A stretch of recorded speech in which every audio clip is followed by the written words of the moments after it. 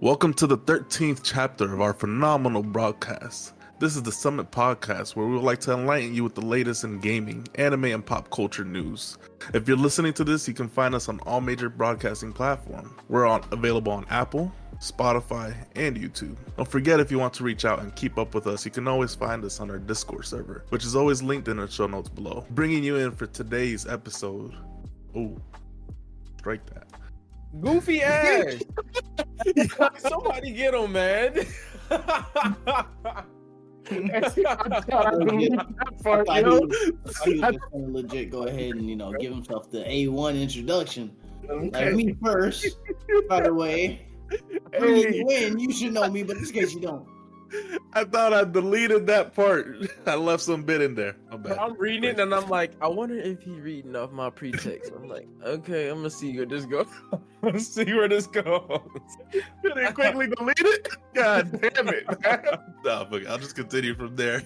Might as well go pick it up. I'm the one and only Striker, bringing us in with a warm and toasty vocalized introduction. And today we have the biggest team player you could ever request. Razor SJA. S. How art thou? On it, bro. We on Striker ass today. Yeah. Hold on, Wait, gave himself the A1 intro and then fucked up one of my letters, bro. That shit crazy, but I'm gonna assume that was an honest mistake.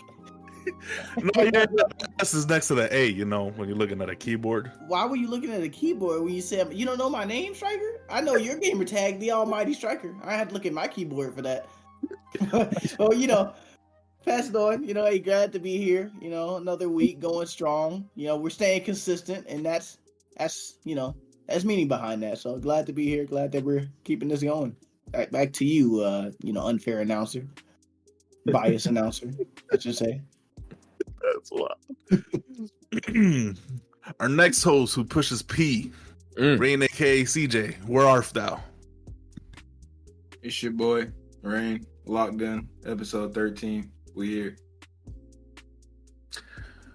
Finally, our next host with the best PC setup you'll ever see in the 21st century. Ashy, the people await you, sire. Oh, shit. Hey, what up, y'all? Episode 13. Yeah. I just woke up. Still tired. We're gonna try and put a good show on for y'all, even though we had some fuck ups during this first little 2-minute listen that y'all just went through. I'm sorry about that. I don't know what y'all talking about. But we gonna push. We gonna push. Editor, delete the mistakes. We got episode 13, boys. We got coming in hot with Ghost of Tsushima has released on PC finally after the long-awaited 3 years.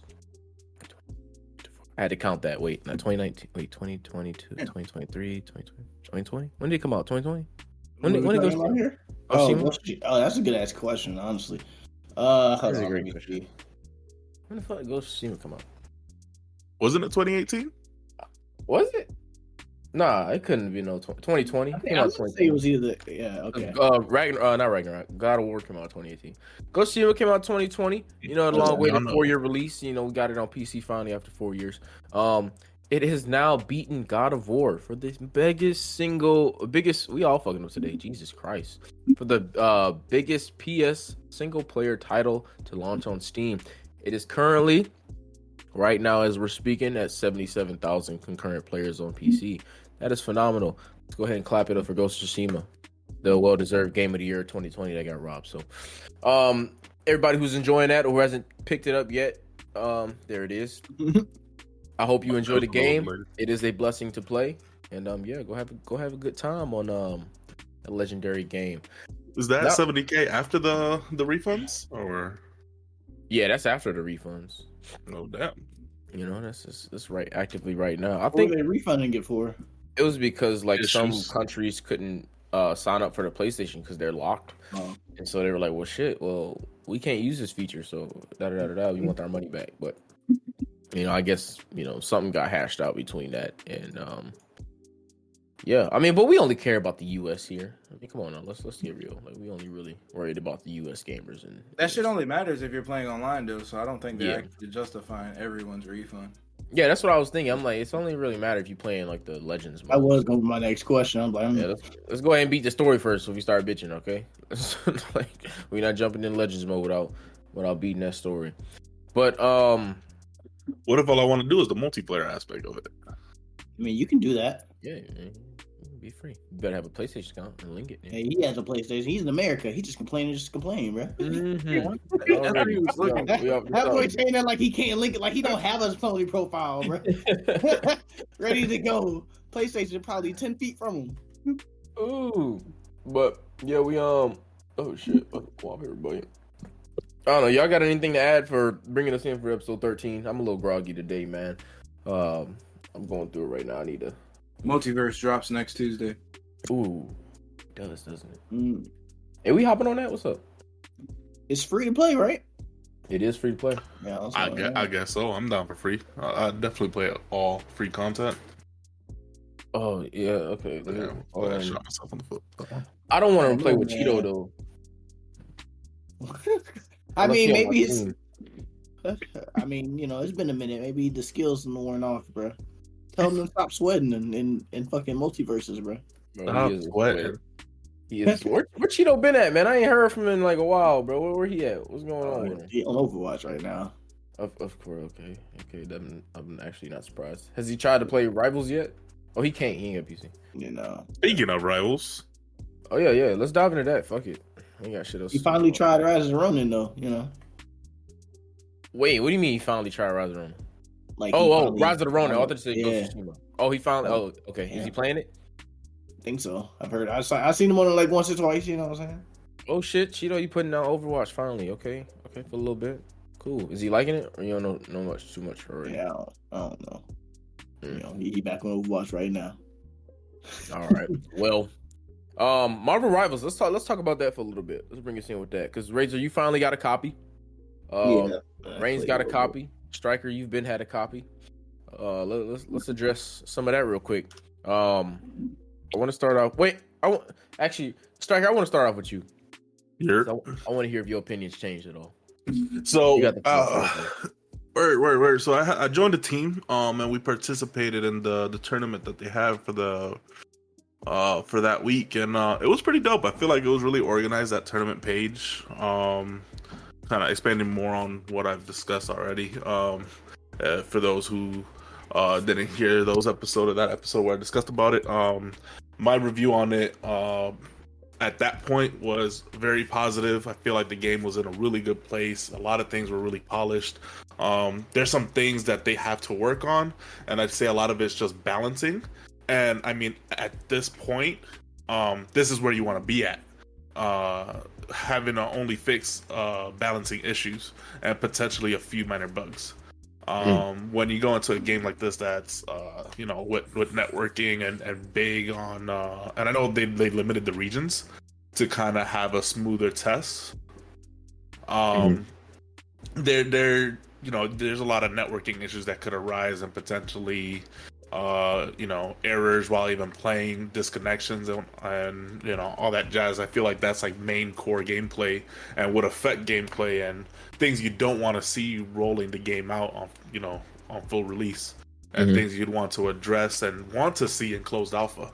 I don't think they probably got that full experience or that full test, but that probably wasn't what they wanted to see. They wanted to see if players could get into the game in their region, play the characters that they want, maintain connection, performance, and then gauge exactly where each characters are based off of their abilities, cooldowns, and overall damage numbers and things like that.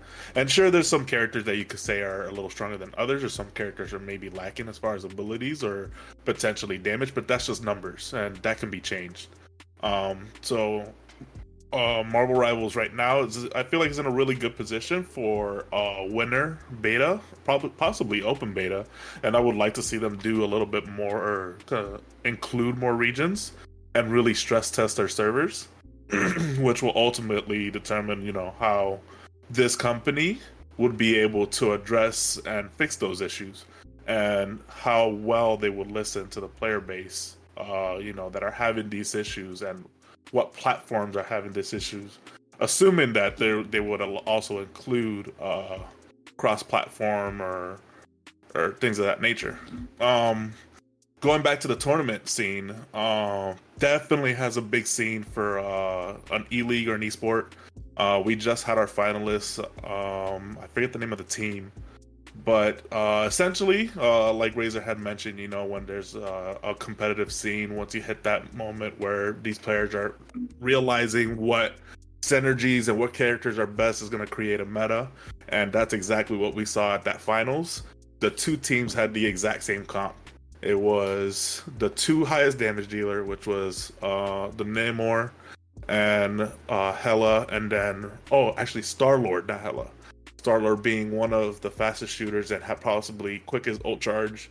And then you had really tanky tanks like Groot and Penny Parker, surprisingly, which can put down webs on the floor, and while she's in the webs, she can passively heal herself. And I forget what supports they had. Is this something to kind of be wary of? I feel like it's too early to tell. Because once again, a lot of this stuff is just numbers, and this can change because we're in the closed alpha. Overall, I feel like the game is pushing in the right direction on something that could potentially have long-term or a longevity in both an esport and a replayable 6v6 shooter MOBA. Okay. And just to hold a thought real quick, I'm gonna mention after y'all finish, I'm gonna probably bring us back to that esports scene. But Razor, you've been playing a little bit. I was really eager to hear your opinion on it because you're a big Overwatch fan. So I want to hear what you got to say about first Marvel Rivals, and then two comparing it, and go ahead and compare it to the original Overwatch 2 if you can, and then just kind of give me your overall thoughts on this game. Well, I didn't play it too much, so I don't have things variant. I've only had 6 hours in, I think, which is a decent amount, but not too much, compared to all the other people who've been playing the beta for the past month. Yeah. But I think it's really fun, and it's definitely it's definitely made way more casual than how competitive other hero shooters like Overwatch are, right? But like Striker said, that leads to the whole imbalance thing of characters. Certain characters are just way fucking stronger than others, and it's gonna hard push that meta down. But at the same time, that is balancing things. They have, we haven't seen them try to attempt at balancing yet, so that's something I want to give them benefit of the doubt on, and we'll see how the characters perform and stack up next to each other next time. I do think overall they should probably look at melee characters. Just about every melee character needed help, except for maybe Magic, and only because Magic gets health back for hitting people, so that's probably why. So the melee characters, from what I've seen, struggle a little bit, or just are a little too difficult to play for your average player comparison to shooters, to the shooting heroes. So that's probably something I think I want them to look at, make the melee characters a little better, maybe raise their health just a tiny bit or something, higher movement speed, something. I don't know how I feel about the non-roll queue yet, because I'm being honest, a game like that, it needs roll queue. The little bit I played with Rain and Striker, the little bit I played with you probably knows this too. Several times we had teams where, well, probably not with you, Striker, because you play with people, so you have, you're in a team. But if you're at the mercy of randoms, you'll never get a good team comp. Rain can attest this. When I played with him, we would have to sit there and flex every game if we wanted to make sure we had tanks and healers. And that's how it's going to go without roll queue.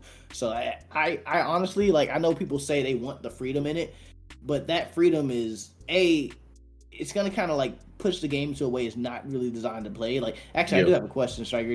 Was that finals comp, was it a 2-2-2 comp, or was it not? I think I did see 3 tanks, so it was a 3-2-1 with 1 support. Yep. See, you don't roll queue, and then people are gonna, they're gonna discover what's the best, right? Yeah. And they're gonna stick with that, and that's gonna either happen a lot in quick play, or people aren't going to care. They're going to, they're going to insta-lock Spider-Man, insta-lock their favorite hero, and you're going to be playing, where you can't play your favorite hero unless you're fine with having a team with no balance, no heals. So I kind of do want to see a road queue, in a sense, but it is still a little bit early for that. I guess my biggest worry is that meta stuff, the way the heroes synergize with each other. Because after thought, I don't think I like that too much, to be honest. It's like, the way they designed it, it's supposed to be a team building game, right? You're supposed to like build a team around synergies and stuff like that. And I thought that was a really dope idea at first, but in playing it, I kind of dislike it because it just further pushes that this is the right choice, right? Like, if you have somebody who's half of a synergy, you might as well play the other synergy, right? Because if you don't, you're kind of throwing. And also, it's not only just the synergies, but the abilities they give them are insane. Like I didn't realize, I thought some of the synergies just buffed abilities, but no, they just give you brand new ones. Like Rocket and Punisher, right? You have them on the same team. Rocket gets a new ability that he can throw down that gives Punisher, and Punisher only unlimited ammo and faster firing rate. Brand new ability, a whole new key. Like, you could just remove that synergy and just give Rocket that ability, nerf it, and let it affect this entire team. So playing Rocket is more fun and interactive when you have no ability to use. And it's just like, oh, obviously this works best with Punisher because he uses guns, but it won't work only with him. Or like, and also in that case, right? So like Rocket gets a new ability, Punisher just straight up gets like a 15% damage buff. I don't know if a lot of people know that. Yeah, so like with those synergies, if you're not the person who gets the extra ability, you just get an extra percentage stacked onto your shit. Like supports get extra healing, DPS get extra damage, tanks get extra health, like Groot and Hulk with the right people get an extra 200 health, right? And that is insane. That's gonna further push that down. So I don't think I like that. If you want to have those type of synergies in there, I say either make them softer or something like that. Because those synergies are gonna go fucking crazy later on. Like I didn't watch the tournaments. I don't know what the people were using, what was the best. But like you said, Striker, just the fact that the finals and an alpha test was a mirror is crazy. And then also like my other big negative, I only had two. Yeah, this is my second one. I felt a lack of interaction, and that's one of the core reasons I love Overwatch so much, and I think Overwatch is so great. What do you mean by lack of interaction? Okay, so like let's take Overwatch for example, right? Genji, one of our favorite heroes, right? Genji's deflect is a completely reactionary ability. It's you reflect projectiles, right? So it's something that you have to use smartly. You can't just randomly deflect and think you're going to get anything done. You have to react to them throwing a projectile, right? And it becomes this deeper mind game where the better, like at first you're like, oh man, I just deflected a bullet he shot at me. That was so cool, But then eventually it's gonna get to a point where you're smarter. You're like, okay, I'm gonna save my deflect for this big projectile cooldown that he has, right? There's interaction there, interactivity between the characters and their abilities. I don't feel that in Marvel Strike Force. I feel like you just throw your abilities out, and there's little to no. There's like only like 2 abilities in the game that are kind of interactive in that way, right? Like Hulk's shield that he does is like a Zarya bubble-ish, where he bubbles everybody around him, right? That's one interactive ability that I found fun. And I think the only other ones, they're pretty much all on tank, right? Which kind of makes sense. Tanks get CC and stuff. Yeah. But other than that, there's just no interactions between characters, in my opinion, right? They're all kind of just very bland. It just doesn't... like if you look at Overwatch, a lot of matchups are heavily dependent on the abilities and how they interact with each other. In Marvel Strike Force, it's whoever hits their shots. It's not... I have to watch out for this because this character does this or that, like Hela should have not Hela, but Spider-Man should have an inherent advantage over Hela because sniper versus flanker. But if Hela just hits her shots, it doesn't fucking matter, right? So like there's no interactivity there versus like the Overwatch equivalent of that situation would be like a Widow versus Genji. And Widow can hit her shots, but Genji has deflect, so she has to be careful to not shoot herself, right? There's interaction there. And I don't feel that in Marvel Strike Force, and that's something I'm scared of because that's a core reason of why Overwatch has such longevity and the heroes are so loved, right? Because if you think about why Overwatch 2 is falling off, the way the meta heroes, the buffing all the defensive stuff, they're losing interactivity, and that is what's pushing players away, right? Like if you have a Narissa in the match, none of your abilities going to work on her. There's no interaction. And that's what makes it so fucking boring. And that's what makes it so boring. And that was something I felt with Marvel Strike Force. There weren't really much to any interactions, right? And it kind of made it kind of bland, or at least it. I didn't feel super fucking good about using my abilities. Just kind of just throw them out, right? And just touching on that though, but like you said, like the lack of interaction kind of makes it more point and shoot. But yeah, we feel that way. In terms of, because I think that's what drew me more towards Overwatch when it first dropped as well. Like, because obviously there weren't as many new heroes as there are now. All we had was really like Kiriko, Sojourn, and stuff like that. So coming into the Overwatch scene, I think the reason why I loved it so much was because of the interaction of that the heroes had, and like the different abilities, the team composition and everything like that, kind of dominating each game. And so, but that's not a, I don't think that's a, I want to say I don't think that's a popular opinion, because if we looking at how Overwatch is moving, yes, a lot of us are upset at that, but it's moving that way for a reason. I think a lot of players want it that way, and I think that's a bad thing. But you know, companies are obviously going to go with the majority, right? So that's why we see a lot of these heroes getting easier and easier and easier, and focusing a lot less on that interaction factor, because a lot of these people just want to have a point to shoot. They just want to like we would see in games, right? When you know, somebody's losing, what do they usually do if they're tanked? They switch to Orisa. All you gotta do is really fucking hold the shoot button, fucking, you know, deflect your shit and shoot an arrow, right? And so it's just very easy. And so they're creating a lot of heroes that are just easy to play, because it's gonna it brings more people to your game. It keeps the retention on your game. And so I don't know. That's just I don't know if that maybe will keep its audience or push it away, but I know for a fact Overwatch is moving in that direction for sure. And so I guess Marvel Rivals picking up on something like that, it actually might benefit them more than it'll hurt them, honestly, if we thinking about it. Yeah, I feel like you're right, and that's like a whole another conversation of whether or not that like mindset is like valid. But I personally think that kind of thing will drive it away. And like, I will admit I can be biased, right? Because I'm more competitive and casual when it comes to PvP type games, right?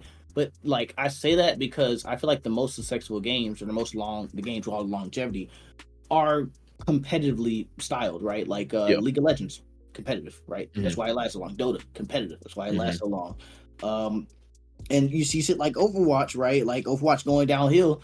Overwatch League died a while ago. Maybe that, you know, the competitive league is dying, and like the pushing things towards casual, so like, I feel like with Marvel Rivals, I feel like they will try to stay to very casual at first, because that's kind of like the ideal audience, because you can't guarantee that every Marvel fan is a gamer. So like, you know, you kind of want to keep it simple for the Marvel fans to come to try the game.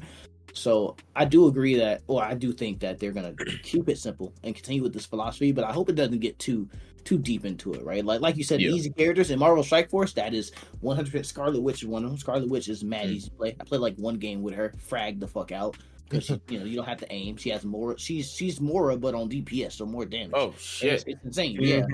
So like, Scarlet Witch is mad easy to play, and she is super good, right? Star-Lord's another one. Star-Lord's easy to play because his abilities are just so fucking good, and I totally believe the fact that he's in, you know, the finals or whatever. Like that honestly, no doubt. He's probably like the best character in the game, and he's mad easy to play in a sense, given like how his abilities work. So like, it's something to be careful with, and it's something that like we got to give time. I'm also scared because like for NetEase, like looking at them, like they only make mobile games. This is like their second console game, with the first one being Naraka Blade Point, something that's not really applicable to this type of game, right? So it's kind of, they made Blade Point. Yes, they made Playpoint. And besides that, they just made a bunch of mobile games. They have made a couple Marvel mobile games, so they're familiar with Marvel characters and shit like that. And they made DBD Mobile, and DBD Mobile is like pretty well optimized from what I hear in comparison to the console or the full-fledged version of the game. So I have no doubt they can't get it done basically, get a basic foundation done well, right?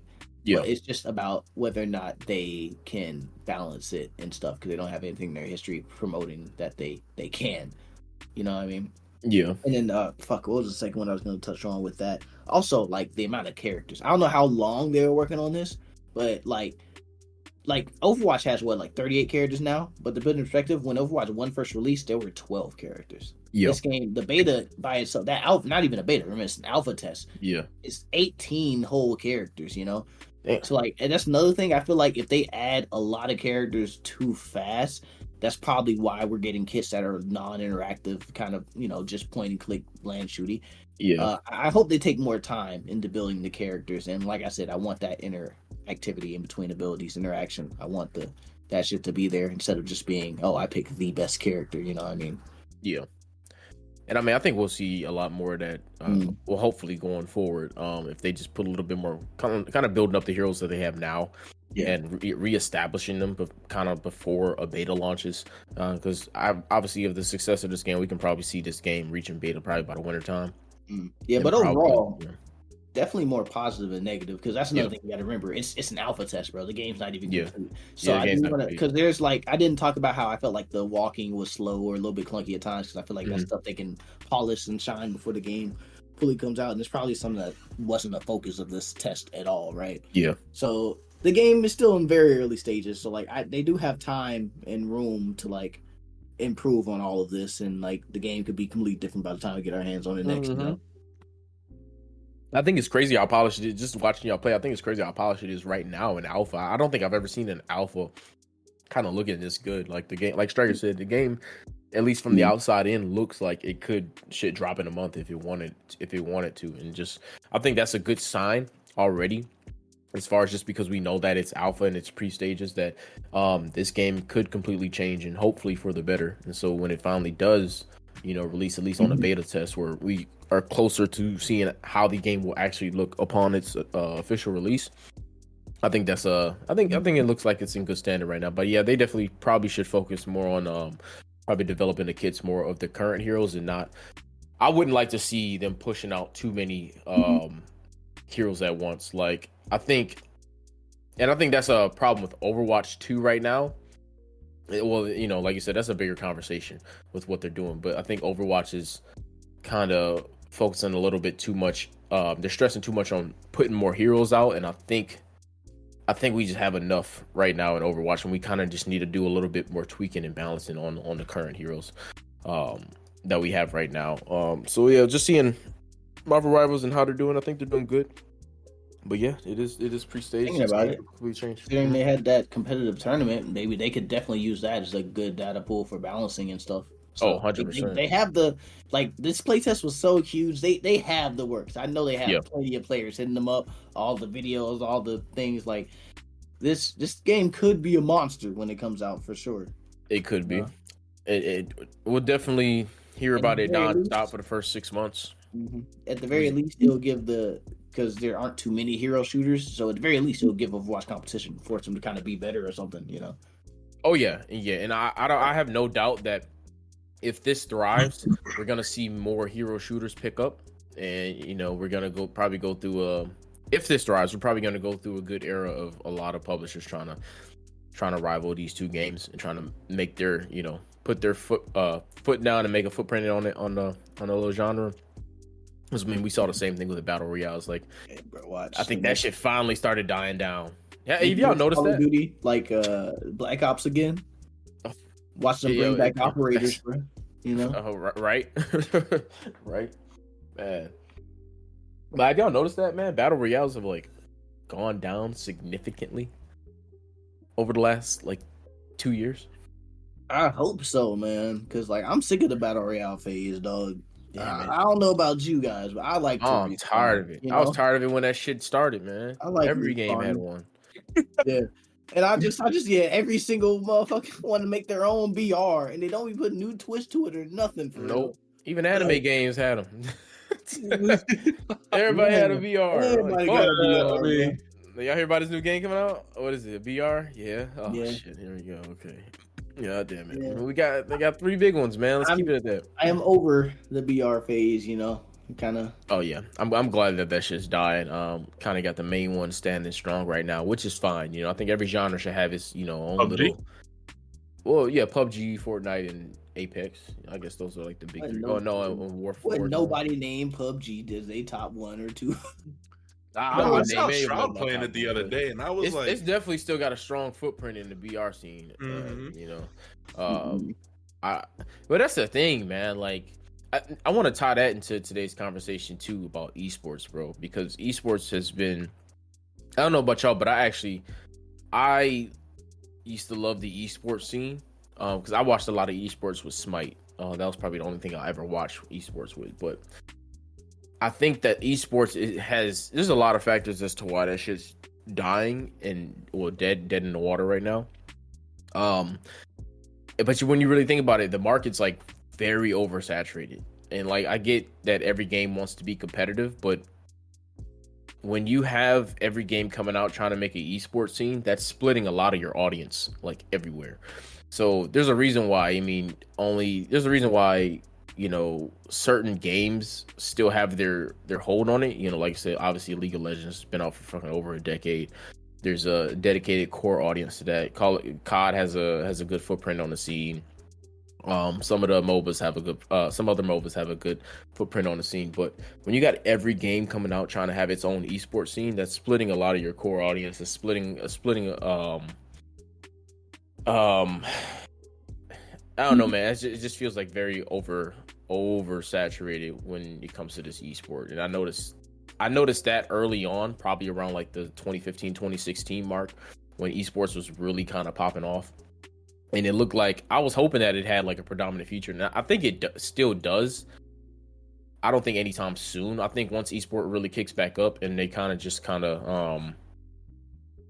refocus the agenda, I think it can have a good feature. But right now, that shit's kind of dead in the water. And I kind of want to have a discussion on like factors on why that is, if y'all have any like kind of 2 cents on that. Well, like for me personally, I don't know if one of you two want to go. It's been a while since y'all spoken. I guess not.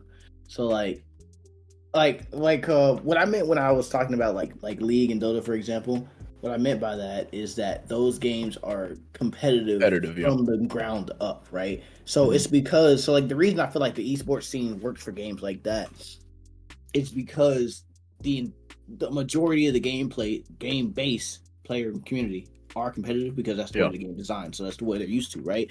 Versus like something like so like I guess MOBAs in general are kind of like very hard tuned to be hardcore, right? You're locked into a character for the entire match. There's no switching. You're locked into your role for the entire match. The games themselves are 30 to 40 minutes, standard. So like it teaches the game, it teaches the gamers to play it to be in that competitive mindset. Versus most games nowadays try to appeal to a casual audience because that's where the money is, right? They don't care about the guy who's going to pick it up and play it for months, years on end. They just want to make sure that 70% who's going to touch it for like 20 minutes, they just want to make sure they buy it. You know what I mean? So like, and to get them to buy it, they have to promote that that they're not going to get fucking torn up by sweats, right? So they have to have these things in line to like, kind of help save casual players in a sense, you know what I mean, and get them into the game. But what that does, and that's where that split happens, right? Because if you design the game to be casual, it turns off the competitive players because they have less say. And what happens is just like, oh well, skill matters less the more you appeal to the casual player base. And that casual player base, they don't care about esports. Like I forgot what the statistic is, but you remember like most gamers don't fucking look at content, right? Like if you look at gaming content, you're among the hardcore gamers technically, for real, because most people don't. So they're not going to look at the esports thing, and the competitive players, they don't care about the esports because the integrity is compromised because the game is built to be made casuals, right?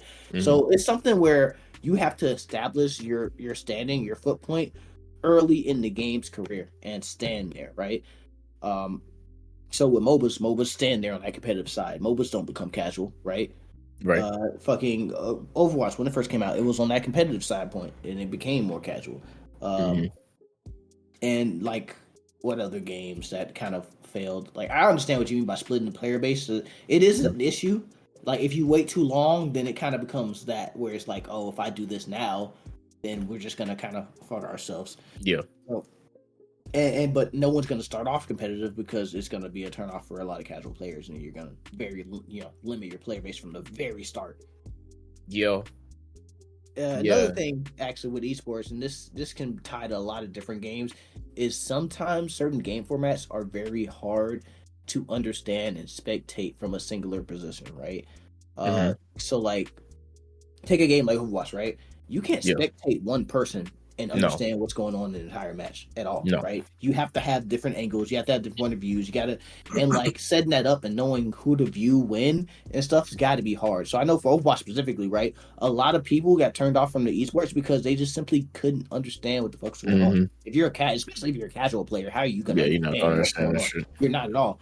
And that's something with hero shooters, like that could be a problem with Marvel Rivals, right? Who do you spectate? That's just very chaotic. Whereas other things like MOBAs that are the more slow, methodical, right? Very you know who to spectate because there's only one action happening at a time, or even like something like COD with Search or something. There's only so many contests going on at once, right? So depending on your game format, it can be hard to set up how you spectate things, you know, in tournament or in comp wise, and make it not confusing for everybody. You know what I mean?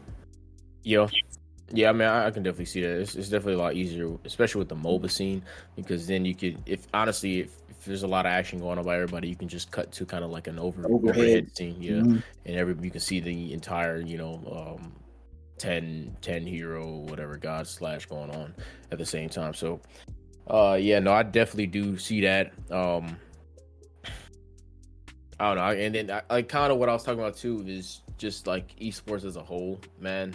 Like, think about how confusing it is for like you said. Most people don't pay attention to this stuff. Like majority of people playing video games are just playing it to relax. They're playing when they get off to work or off school, and they're just chilling. Right? Not everybody's like looking at content. Not everybody's trying to. You could tie that into another conversation. Not everybody's trying to look stuff up to get better. Like, they're just, you know, casually enjoying, you know, spending maybe an hour or two tops on a game. So most people looking at these scenes, most people even dabbling into esports, most people looking at esports are pretty much kind of quote unquote hardcore in the gaming scene. But I think another reason why it failed is because, like you said, it is hard to understand. And I think if they can just kind of master that ploy on how to captivate an audience and just capture their attention and kind of give it like a basis of what's going on, you can gain a lot more traction. Like, look at sports, right? Regular sports. You ain't really got to be too much of a rocket scientist to know what's going on in sports. You know, you got a team of individuals playing either tossing the ball, throwing the ball, or something, right?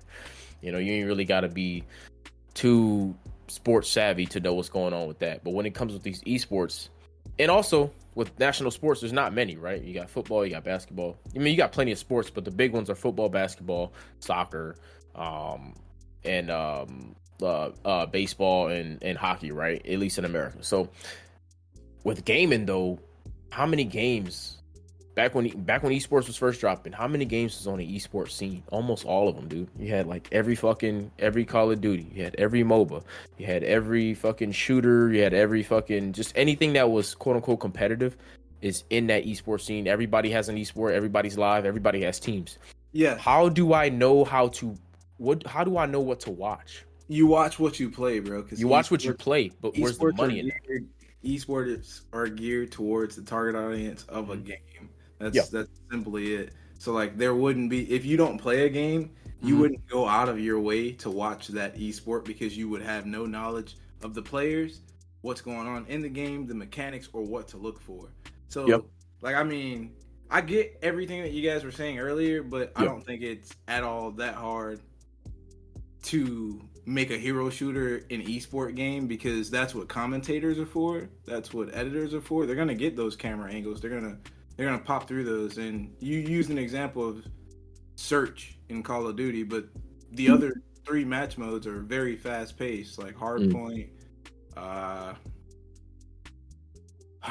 Control. Those are respawn match modes. Capture the Flag. Those are respawn match modes. So there's a lot of things going on.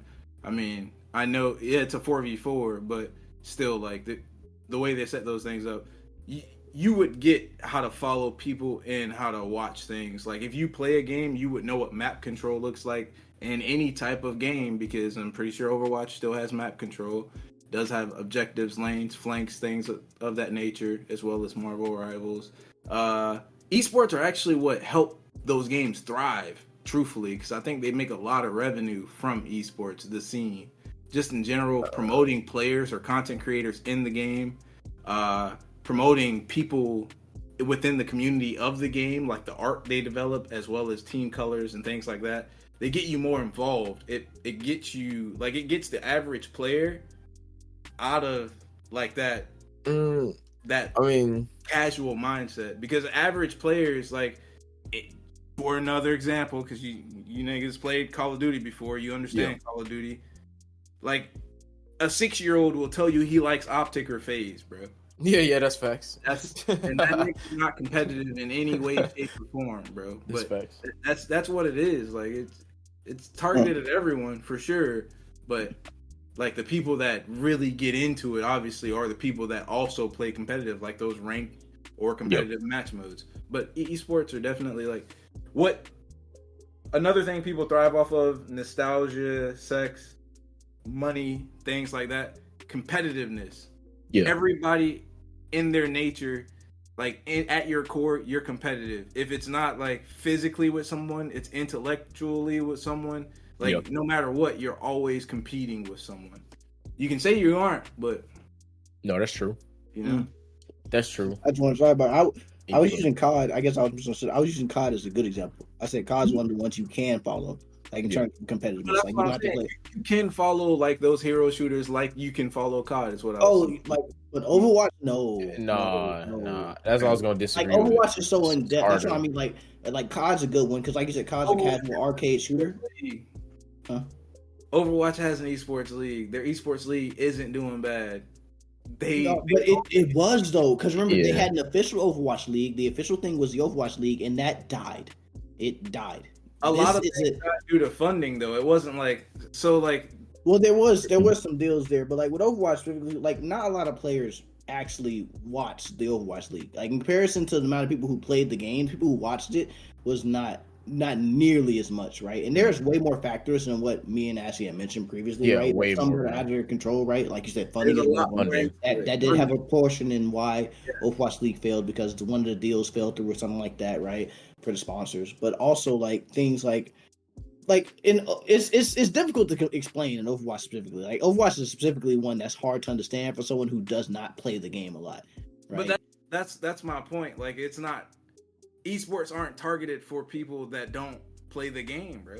That was my argument. I think if esports wants to thrive, they need to find a way how to target that. Because like me, I don't play basketball, but I'll still watch it. You know, I don't play fucking. Well, I used to play football, but you know, I don't play soccer. I've never played soccer, but it's easy to follow. I can understand soccer. I can watch it. Billions of people around the world watch it. Not everybody plays soccer. So if they can find a way to kind of implicate something that'll bring majority of an audience, more of an audience that doesn't play the game to watch it, you know, we can see the esport industry kind of expand on that. Like I think the focus needs to stop being, if we want to see this thrive, the focus needs to stop being who's playing your game specifically.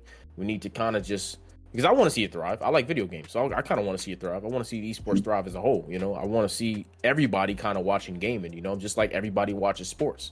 You know what I'm saying? Everybody, how many people get together to watch a fucking Super Bowl?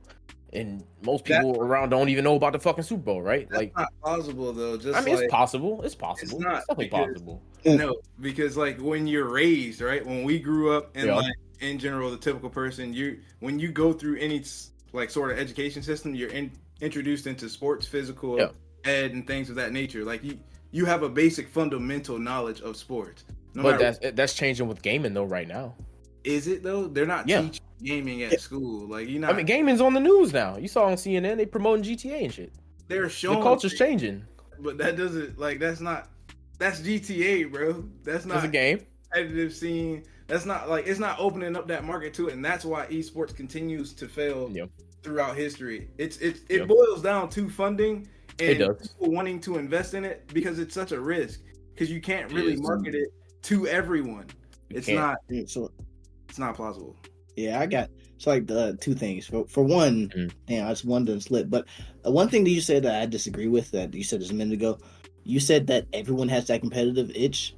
I disagree. Or like, even if I think that's true, it doesn't apply to everything in your life. And the reason I say that is because if you look at any game ever, the amount of people who play quick play versus competitive, vast difference. Like the drop off will be crazy. Most people are like quick play Andes. They don't play competitive, right? And this goes for any and every game. Like for instance, on Smite, I have over 1,000 hours of Smite, but I never played competitive just because I was playing by myself casually. There's people on the other side. Like I know plenty of people who I know plenty of games where the majority of player base is quick play only. They don't play competitive, and so like that in itself splits the player base in the terms of like. Those casual people may not give a fuck about the comp scene at all because of they just don't care. I think he's saying that as a I think he's saying like in general because even when you see with the quick play Andes, they still get upset when something's not going their way, right? That's kicking in that competitive mindset. Like, hey, at the end of the day, you still want to win whether you're playing in an official competitive. Is that what you're saying? What you're saying? People are competitive in their nature. It does not have to revolve around gaming. It does not have to revolve around any of that basis. Like physically you compete with other people if you do, intellectually you compete with other people if you do, and then what we're doing right now, because we're trying to debate a topic, you are competing with each other right now. That is what I said. But I was tying your mindset to gaming though. I was tying your mindset to gaming because not everybody has to play a competitive mode to be competitive though. That's what I'm saying. Like if I'm sitting here playing quick play, I still at the end of the day want to win. I get what you're saying too though, Razor, because I mean I get what you're saying too. A person that's not competitive at all in no way, shape, or fashion, and they're just totally content with losing, with not getting better. Like we all know people like that, especially in gaming. You know what I'm saying? Like that's not everyone's competitive. I know people like that in life. Yeah, I don't think everyone's competitive. That just want to be asked for a living. Like there's some people, just content with not being good. They just don't care about being better. You know, like I know people like that. Content or just complacent, like. Same thing. It's right? It's kind of that damn near the same thing. It's kind of the same thing. I mean, maybe they're just good at being ass. I mean, yeah, but I mean, we're putting a lot of focus into this part. But like I mentioned, esports are like, there's a lot of other reasons, right? Like, majority's funding though. Yeah, like, but Dead by Daylight's another example, right? Like, they tried to have a competitive scene. Like, the first ever official hosted DBD tournament fucking bombed. It sucked, and it was purely, it was almost just completely because of I forget what they're called, but like the people who set up gaming tourneys, like those companies that set up the actual tourneys and rules and stuff. Behavior hired one to set up their tourney, right? And they did fucking horrible. Like the tourney rules were like confusing, and I'm pretty sure they broke them a few times. The scheduling was horrible. They didn't properly have a good grasp of how people were going to sign up. So like hundreds of teams signed up, but only like 16 got to fucking play. The casters were annoying. They didn't know what they were talking about, and they kept saying like inside jokes and stuff. And that was the only official DBD tournament that ever happened, and it was awful ass, and that completely killed it. So like there are other things too.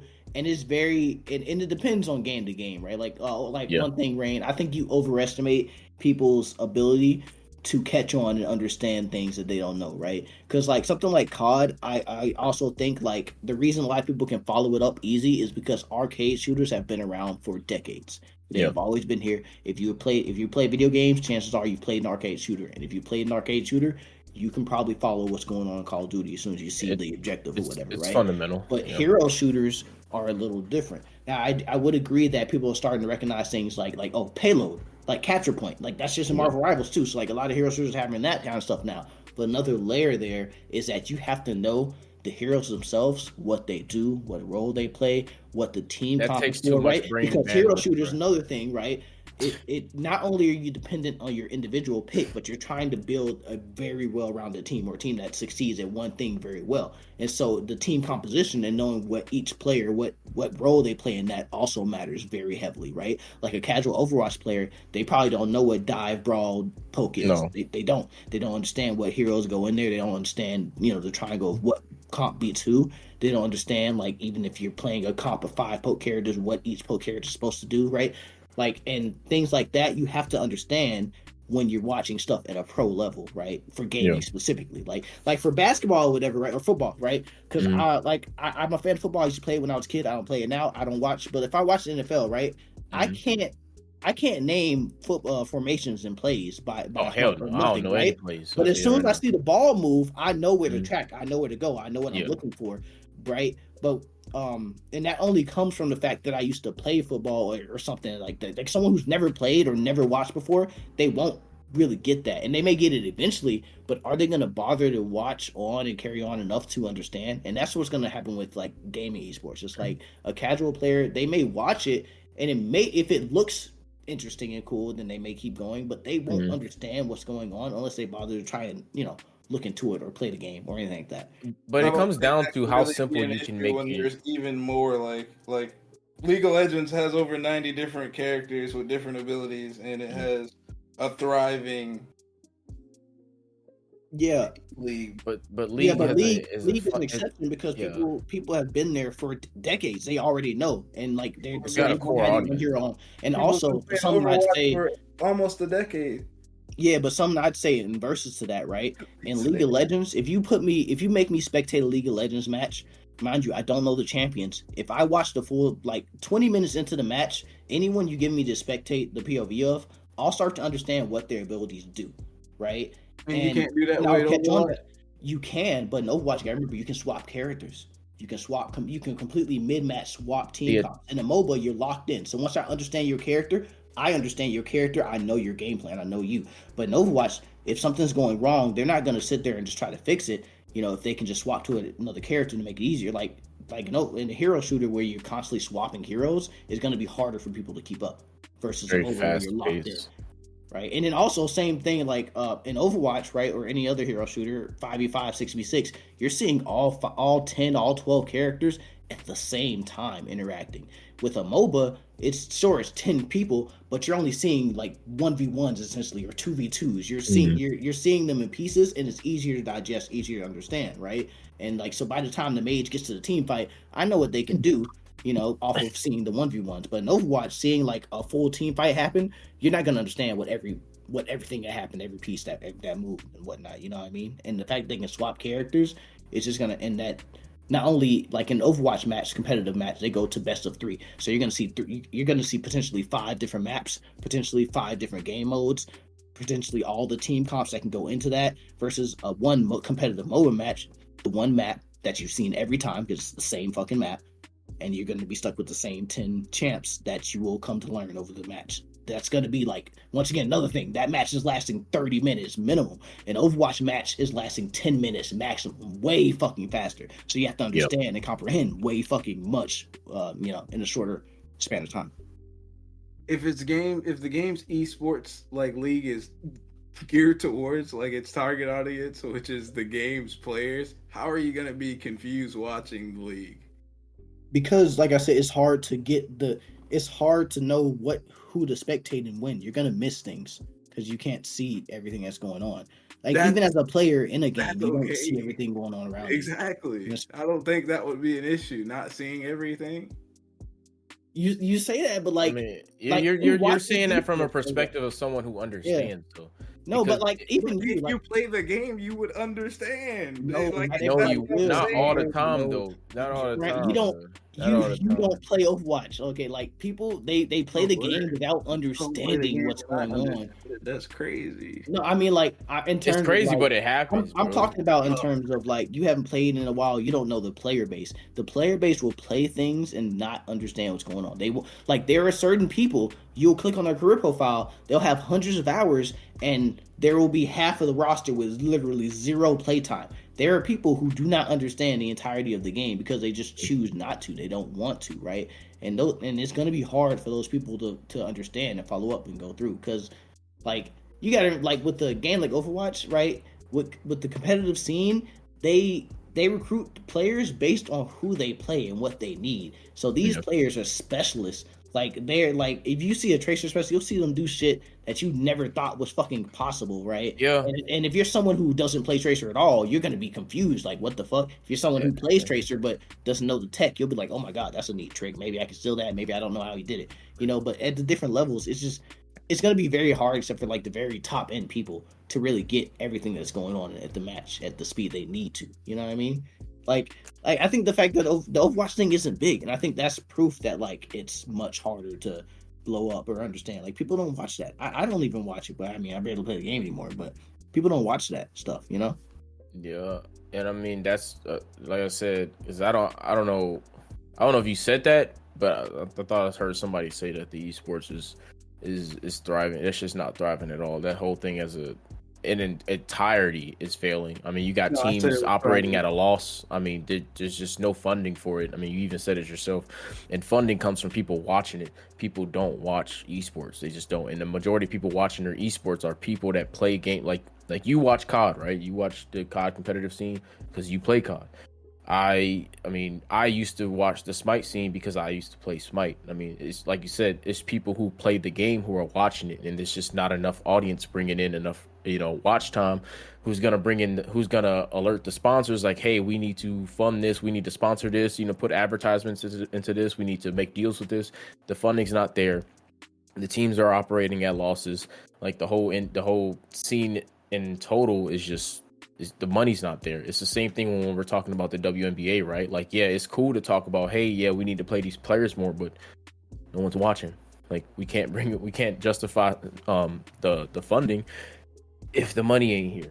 And so I think they need to switch up that's why I mentioned they need to find a way to switch up their agenda. Like, money is about not money.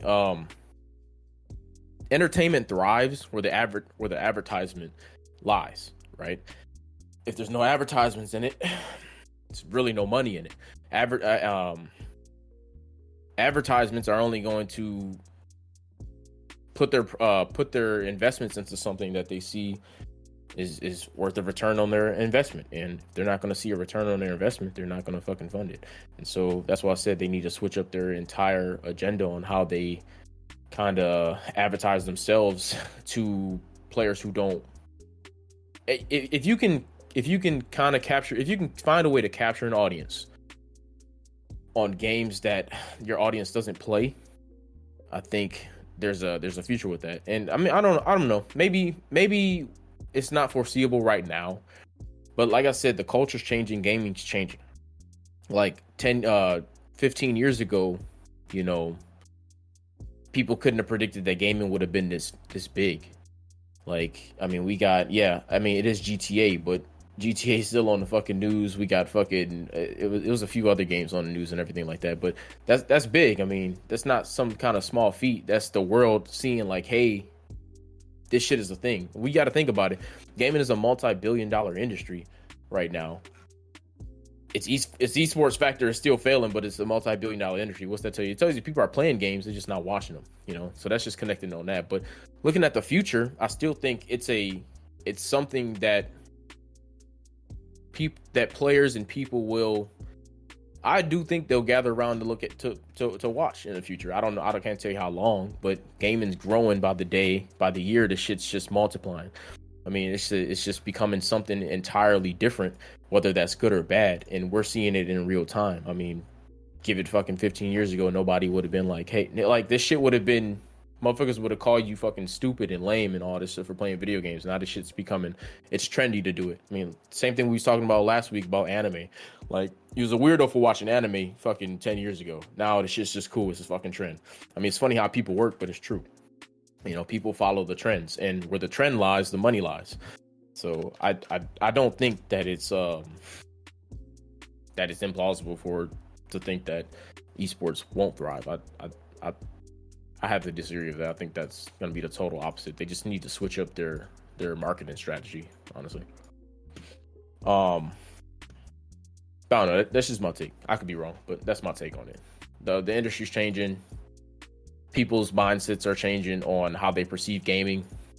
I mean, it's starting to be, and it sounds so fucking cheesy to say because this is stupid entirely, but this is how people think. I mean, you're not lame for gaming these days, so it's just picking up a lot of attention. I mean, that's just me. Striker, you got anything? Sleep over there? No, I'm good. Yeah. All right. I mean, we can look at like Elden Ring. I can say there's a whole myriad of factors on it that like you can't impact them all. Honestly, yeah. It's too much. I feel like, I mean, it's more, well, and this is kind of like a whole nother topic about it and whatnot. It's I feel like we're entering now a phase of targeting multiple interests. Yeah. We were only bound to just Dota and League, and then Overwatch came around as far as like esports. Then we tapped into another set of audience once we added Pokemon into the mix, and now we're adding Marvel. So we're starting to hit the actual player base versus the sponsors, and I feel like for the longest, that's what esports was about, the money versus the actual entertainment aspect of it. Whereas if you look at sports is for the pure entertainment of it, and there's money involved, sure, but well, it brings in the money, entertainment. Right. We're not really talking about how much that team is making or how much that player just made for winning, the Super Bowl or winning the NBA Finals and whatnot. We're talking about, my team won, this team won, or this is probably a different aspect of it, or I made this much off of this bet because so and so, met these conditions and whatnot.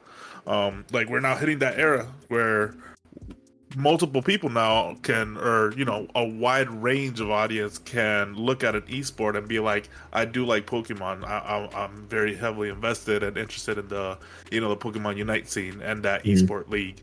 Or now if Marvel comes around and they fully hit the ground running with that esport, these are the characters that like this characters or this team, and I'm supporting them because I'm a huge Marvel fan and I'm hoping to see these characters and I'm hoping to see these players play these characters and things like that, that sort of nature, rather than just the three we've been bound to for the last decade. Yeah, I think Striker brings up a good point. That's like, we should talk about, like, for us here, how come, like, what are some reasons you don't watch esports of the games you play? Like, for me personally, I'm not interested in Dota League. Like, it doesn't really appeal to me. Like, honestly, it's a lot of it has to do with the characters, the gameplay. It just doesn't appeal to me. Games that you like, though, like games that you like. Pokemon Unite, like, it's nostalgic for me. Like Pokemon Unite, it's a game I've been playing since Red, Blue, Yellow. So I mean, like name one game you like and play. That's not an esport right now, or that I would like to see. That has an esport, but you do not watch it, even though you do like the game. Oh, that has an esport? But you don't watch it. I mean, Overwatch doesn't really got one, but I mean, I do enjoy the game from time to time. Posted it has one. Overwatch. Official? I did post that. I ain't gonna lie. I watch the leagues from all the games that I play typically.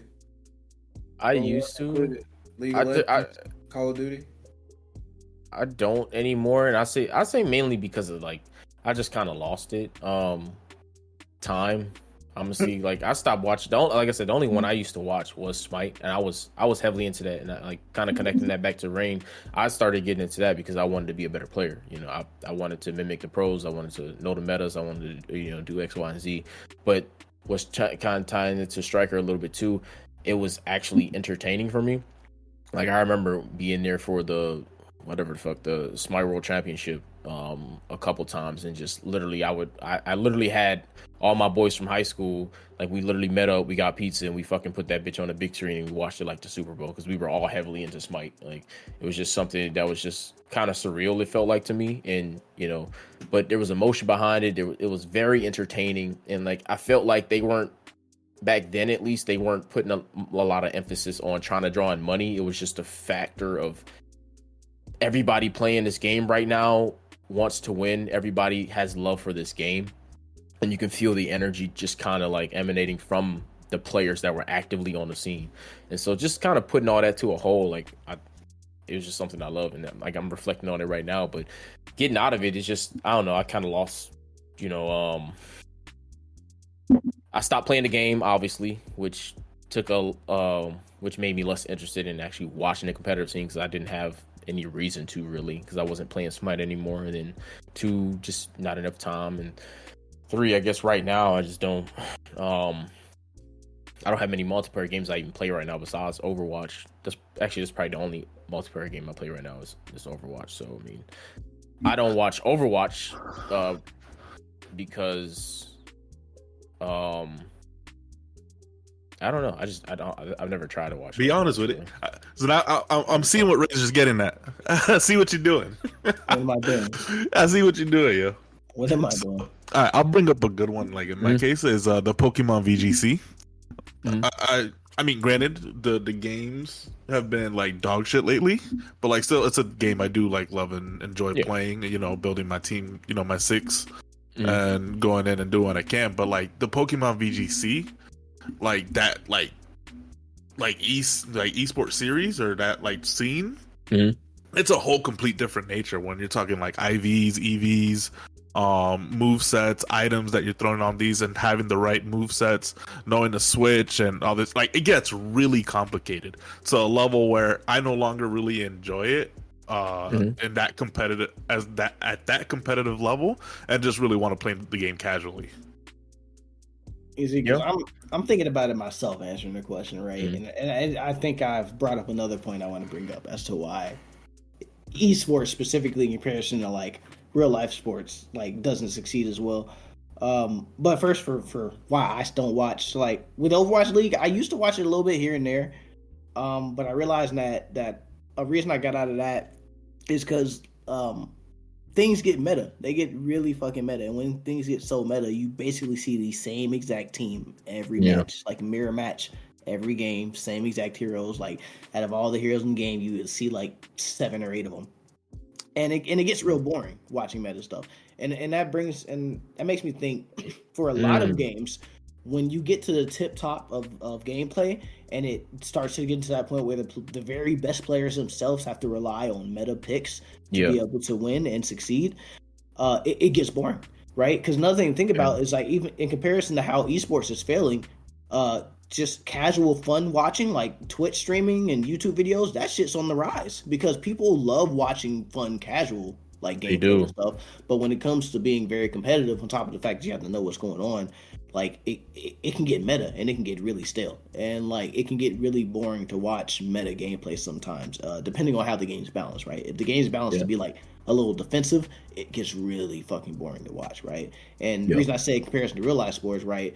When you're watching basketball, football, the hype is in the play, right? And you know, the more athletic they are, the better the plays get. They don't really, the athleticism doesn't like necessarily always lock the plays down necessarily. And if they do lock them down, it's an interesting one to watch, right? Like it's like, oh, that's crazy ass defense.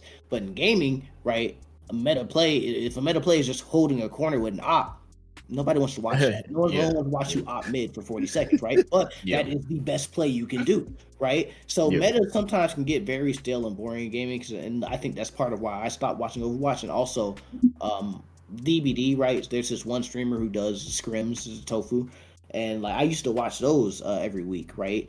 But it started getting bigger, and he started to have to do official rules and teams and stuff like that. And I kind of stopped watching because it got very monotonous. Like like of course the monotony was needed for the sake of competitive integrity, so it's like completely understandable. But it makes it more boring to watch, right? Because you're just watching the same exact things. Because remember, in comparison to like watching your favorite Twitch streamer who's not only making a joke out of everything, but is probably playing your favorite character. That's probably why you like watching them or something like that. You know? And so I think that's another thing that competitive esports has going against it in a sense, but that's also kind of game dependent, you know? That's a very good point though. And I didn't think of that when I was thinking about not watching, you know, esports, but I definitely thought about that when I was thinking about why I stopped playing Smite. And that was a big reason why I stopped playing Smite, because like you said, the shit gets so boring when you see the same picks day in and day out, and it's like it's kind of like I'm in a loop, like I'm playing the same game over and over and over, and I'm like, this is annoying, because it used to not be that way. Like it used to be like, hey, especially on like on a competitive scene with Smite, everybody had their heroes that they knew ins and outs, and that's why I think ban factors are good, because when you ban in certain players that, like when you got these top gods that are in the meta, them motherfuckers get banned, so it forces players to literally have a god pool that, you know, you got to expand your god pool, and you got to know certain gods to counter others. And when your favorite god just got banned because, you know, he's at the top of the meta right now, well, now you got to pick something else.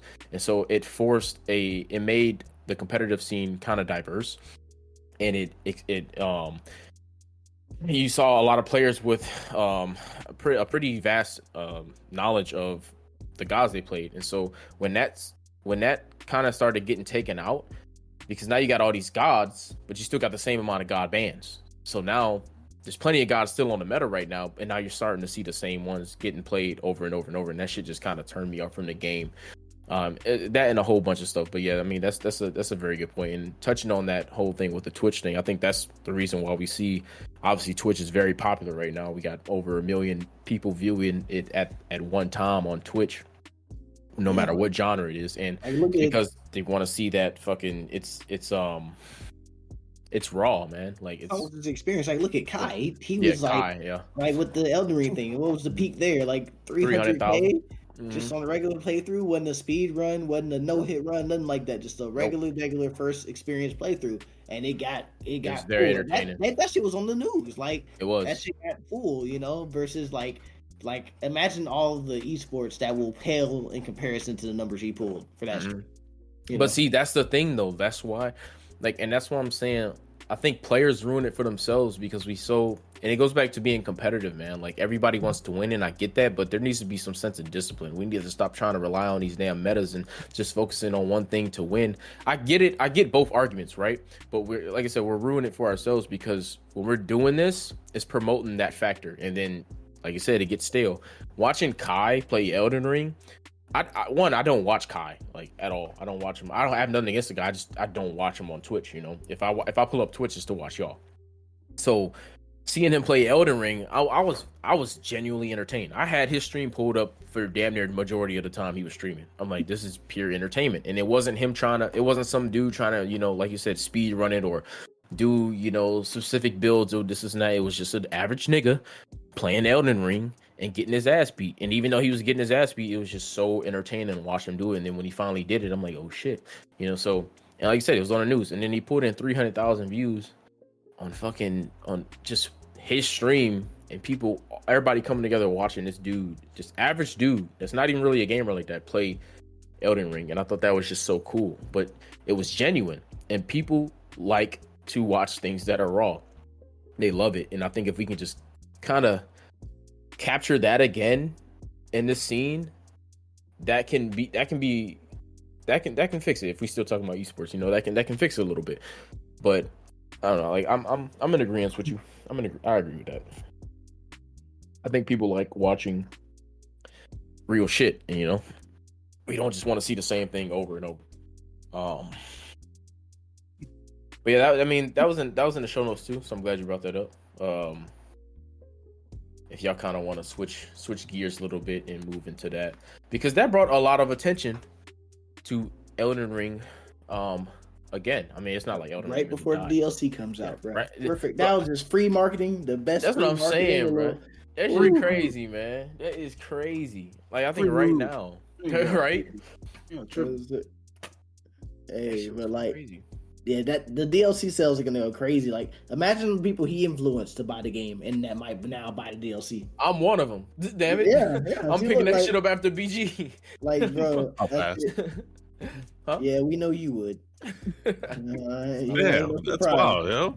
Man, finish the game. Quitting is embarrassing. What did Jeff say? We need to play.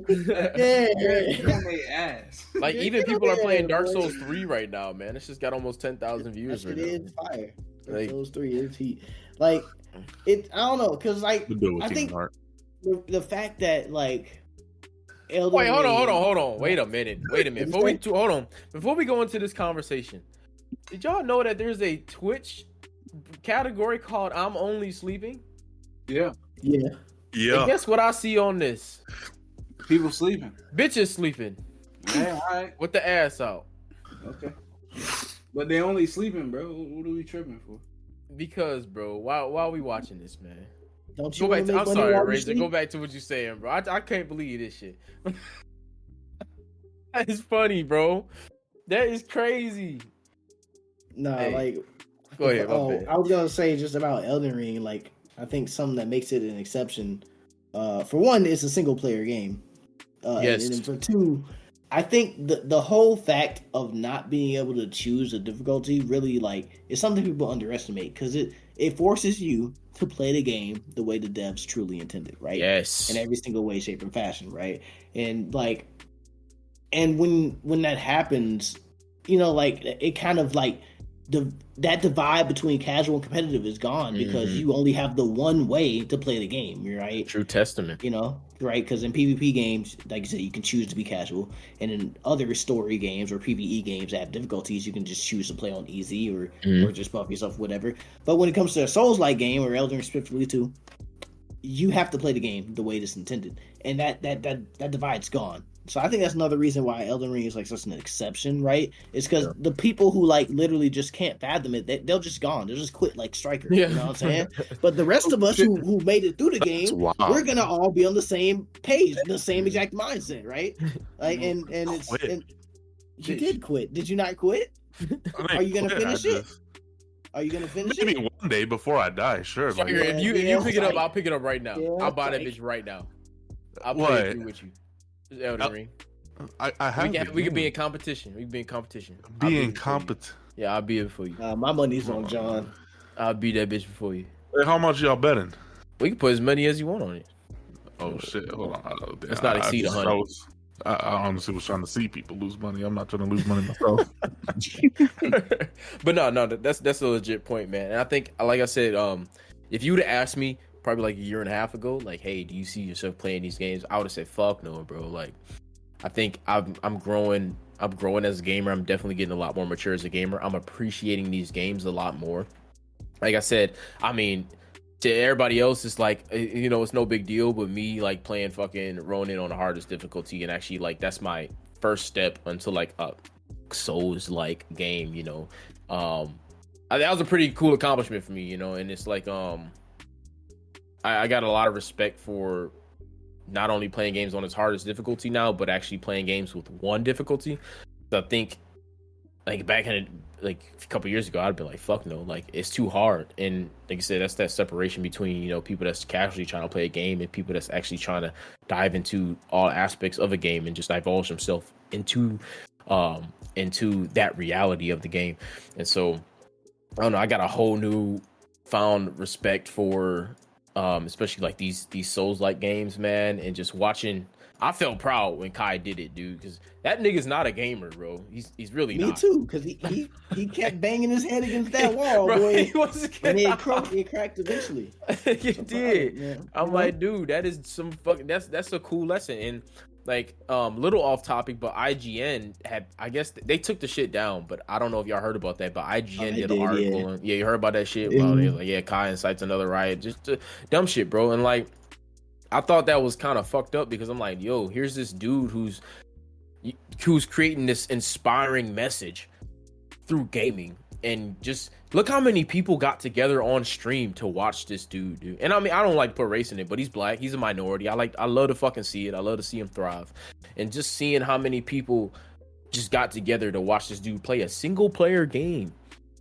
And he pushed through. He didn't quit. I thought he was gonna quit. I ain't gonna hold him. I thought he was gonna quit. But he didn't quit, and he fucking beat Millennia, one of the hardest bosses in the game, and then he fucking finished the game like he said he would. And I thought that was just a great message on just not giving up. I thought it was fucking phenomenal, And you got people, you got these big ass news media shitting on him for it. I'm just like, that's kind of crazy. They had to take that down. They took that shit down, yeah. Bro, because the mob came after him, bro. Like, no, like, fuck out of here, dude. But like, it was the post said that he's a popular screamer that once incited a riot, because he did incite a riot that was on the news in New York. Yeah, he didn't incite it, but he didn't do it on purpose. I mean, it was all of AMP, but yeah, they just didn't understand the influence that they have. Yeah, exactly. Yeah. So I mean, he technically did do that, but that's like the whole article got taken down because the person that wrote it was like racially motivated and was like, yeah. I mean, but we kicked that hate to the curb. We not even gonna give it no more attention. But the whole message behind that dude was like, I just love the whole scene of like this dude who's not even a gamer, man, and he's just promoting. Now it wasn't even a promotion, but it was free promotion for Elden Ring and just getting more people. Because you got to think about it. How many people watch Kai that aren't gamers? Thousands, hundreds of thousands of people watch Kai that aren't gamers, bro. Like he usually does just live shit. And so now look at how many people are thinking about, or just even thinking about getting into the gaming scene. Like, oh shit, this regular dude plays video games. Well, I've always had an interest in video games. Oh shit, he's playing one of the most difficult games. I think I can do that. Like, it's just, it's more behind the message. And no I think comments, no help. You said what? No summons, no help. No summons, no help. Gave himself a handicap. He did. He gave himself that crazy handicap. He did, didn't he? Oh shit! Mhm. Yeah. And it's just crazy, man. Like I love to see it. I love to see No like. magic either.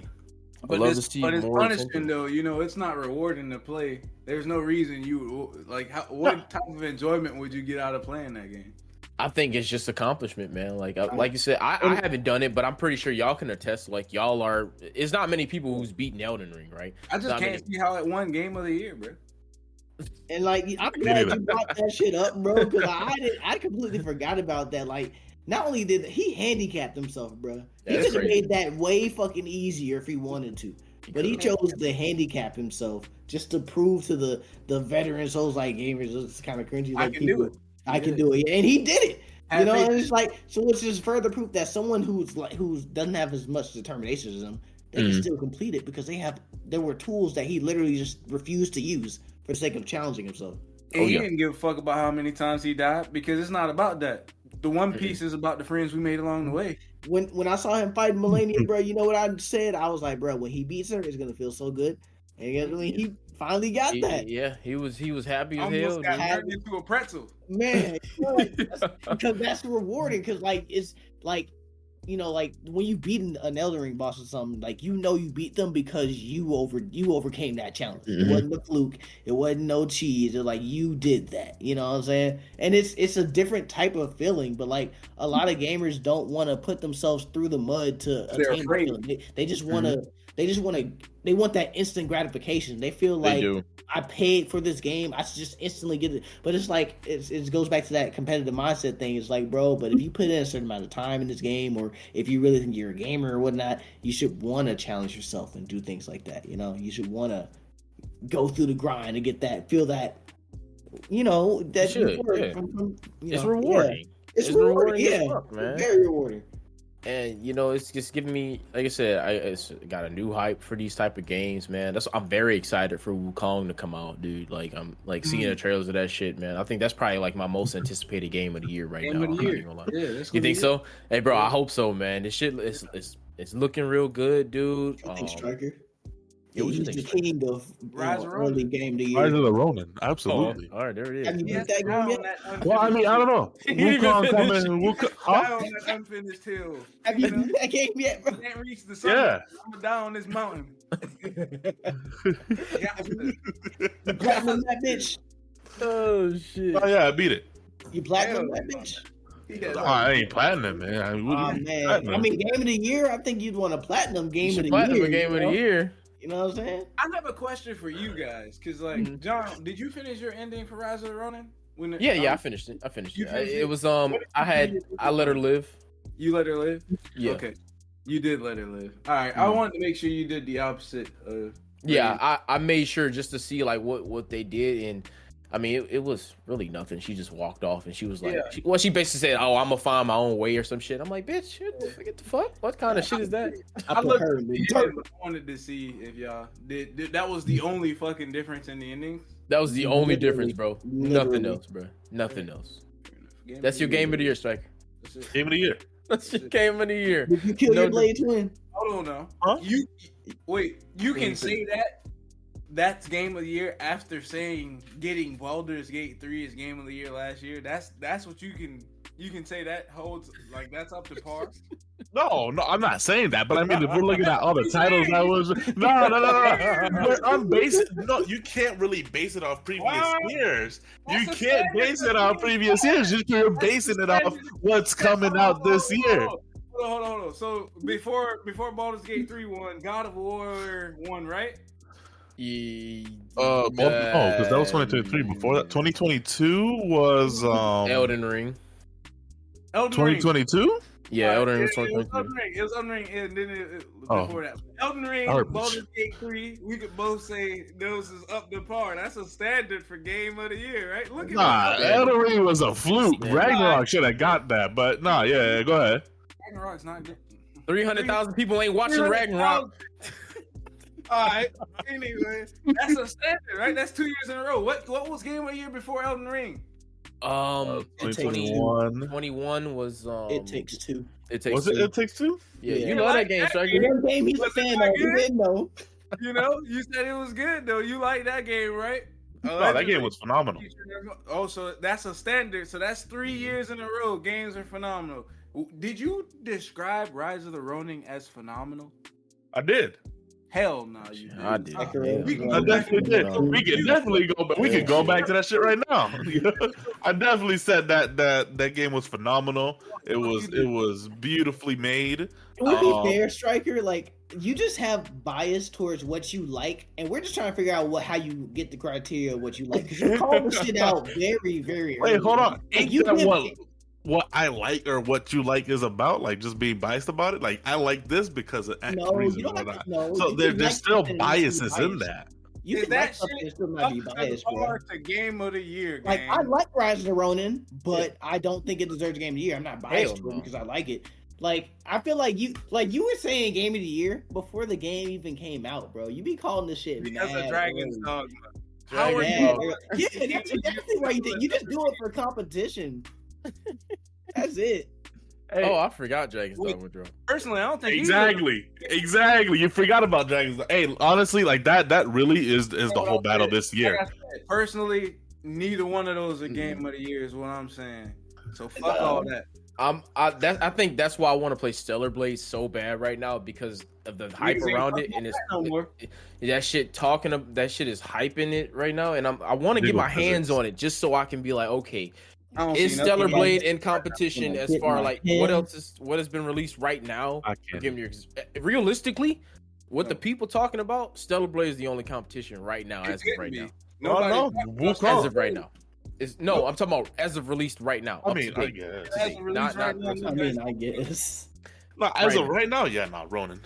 Bro, but Ronin's story was ass.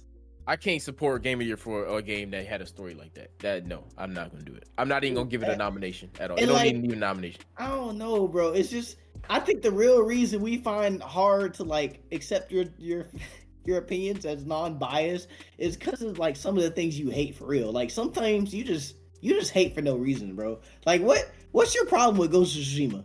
Why? Popular. Why? That shit is amazing. You really didn't give it light of day. You really didn't give Elden Ring light of day, for being honest.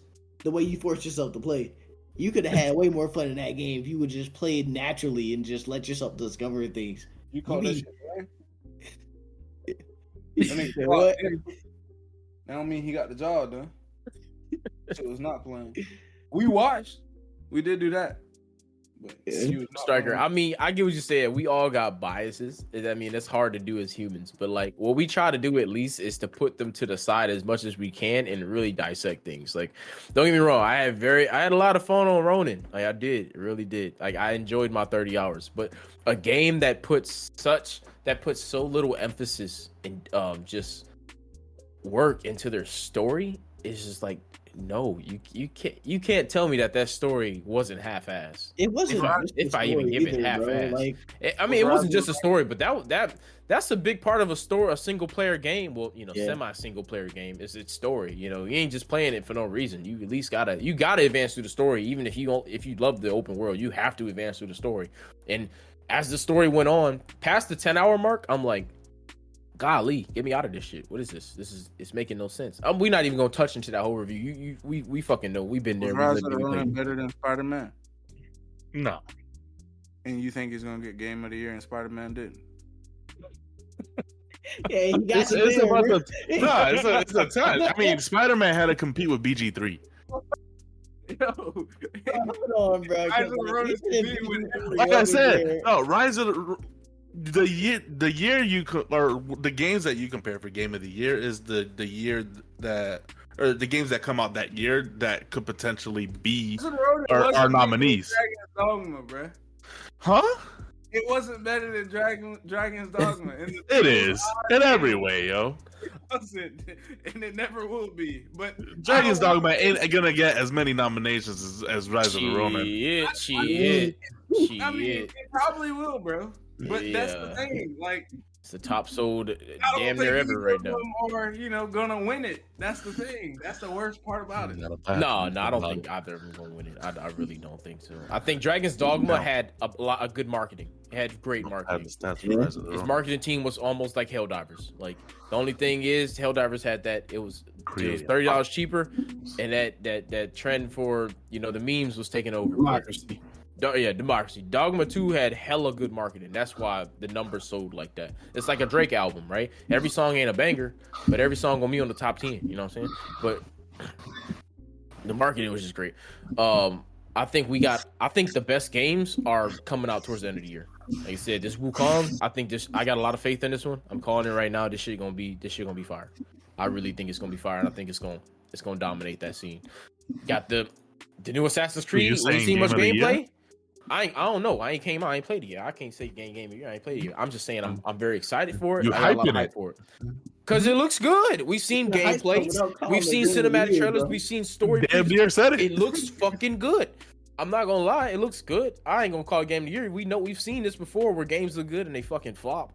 Ronin is a prime example of that. Like Ronin looked fucking good coming through, and then yes it did. It flopped like a motherfucker.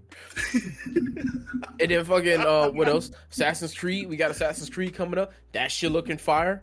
I mean, I can't say if it's, but it this year though. Looking good. It's this year. It's in November. Coming out this year? Oh. Yeah, November 15th. Assassin's Creed Shadows. Look at the show notes, Striker. I put it in there. Okay. Fair enough. Damn, Phantom Blade. Another one is Phantom Blade Zero.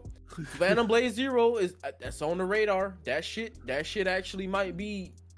That. Hey, we got a lot of heat coming out. Okay. I can ask you, generally, Striker. What about Rise of Ronin, is phenomenal to you? What particular aspects of it, do you think are just phenomenal and worth game of the year?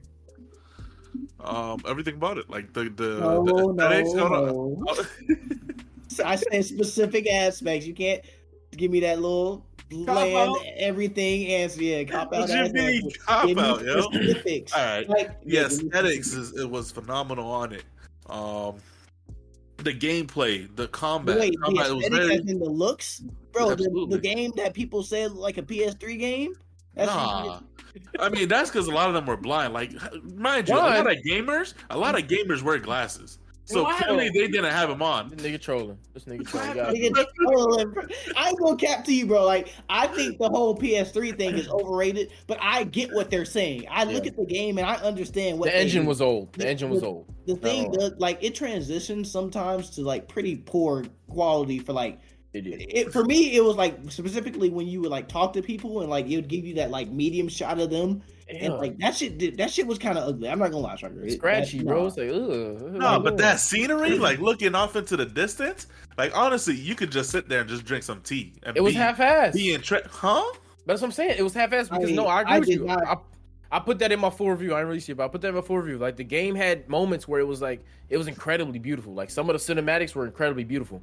But then when you roll back into a cutscene with an NPC and their mouth ain't even moving, first of all, when you're talking to them. It's okay, I don't know who the fuck talking right now, but I guess it's you. So, and then they sound choppy, and then it looks like little fucking, it's blocky and chalky, and it's but that's not the whole game. There's moments where you're going into the open world and it's damn, this is fucking beautiful. But then you're roaming through and the frames are dropping a little bit and then it's bushy, it's not as polished.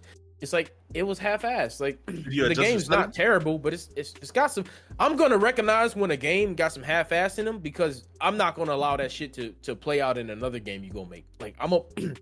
We gonna fucking talk about it because I want the next game you make to be better. And it looks like I wanted to say from my ending, they wanted to hint at something else. Yeah, but I don't know.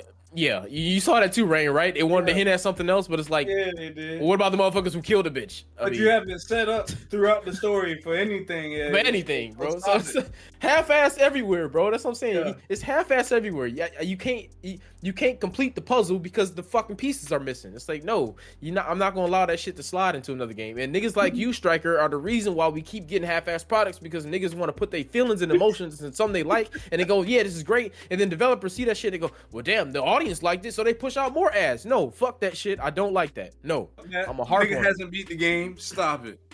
Stop it. Beat the game. No, I said I did. You said it, but we ain't see it, nigga.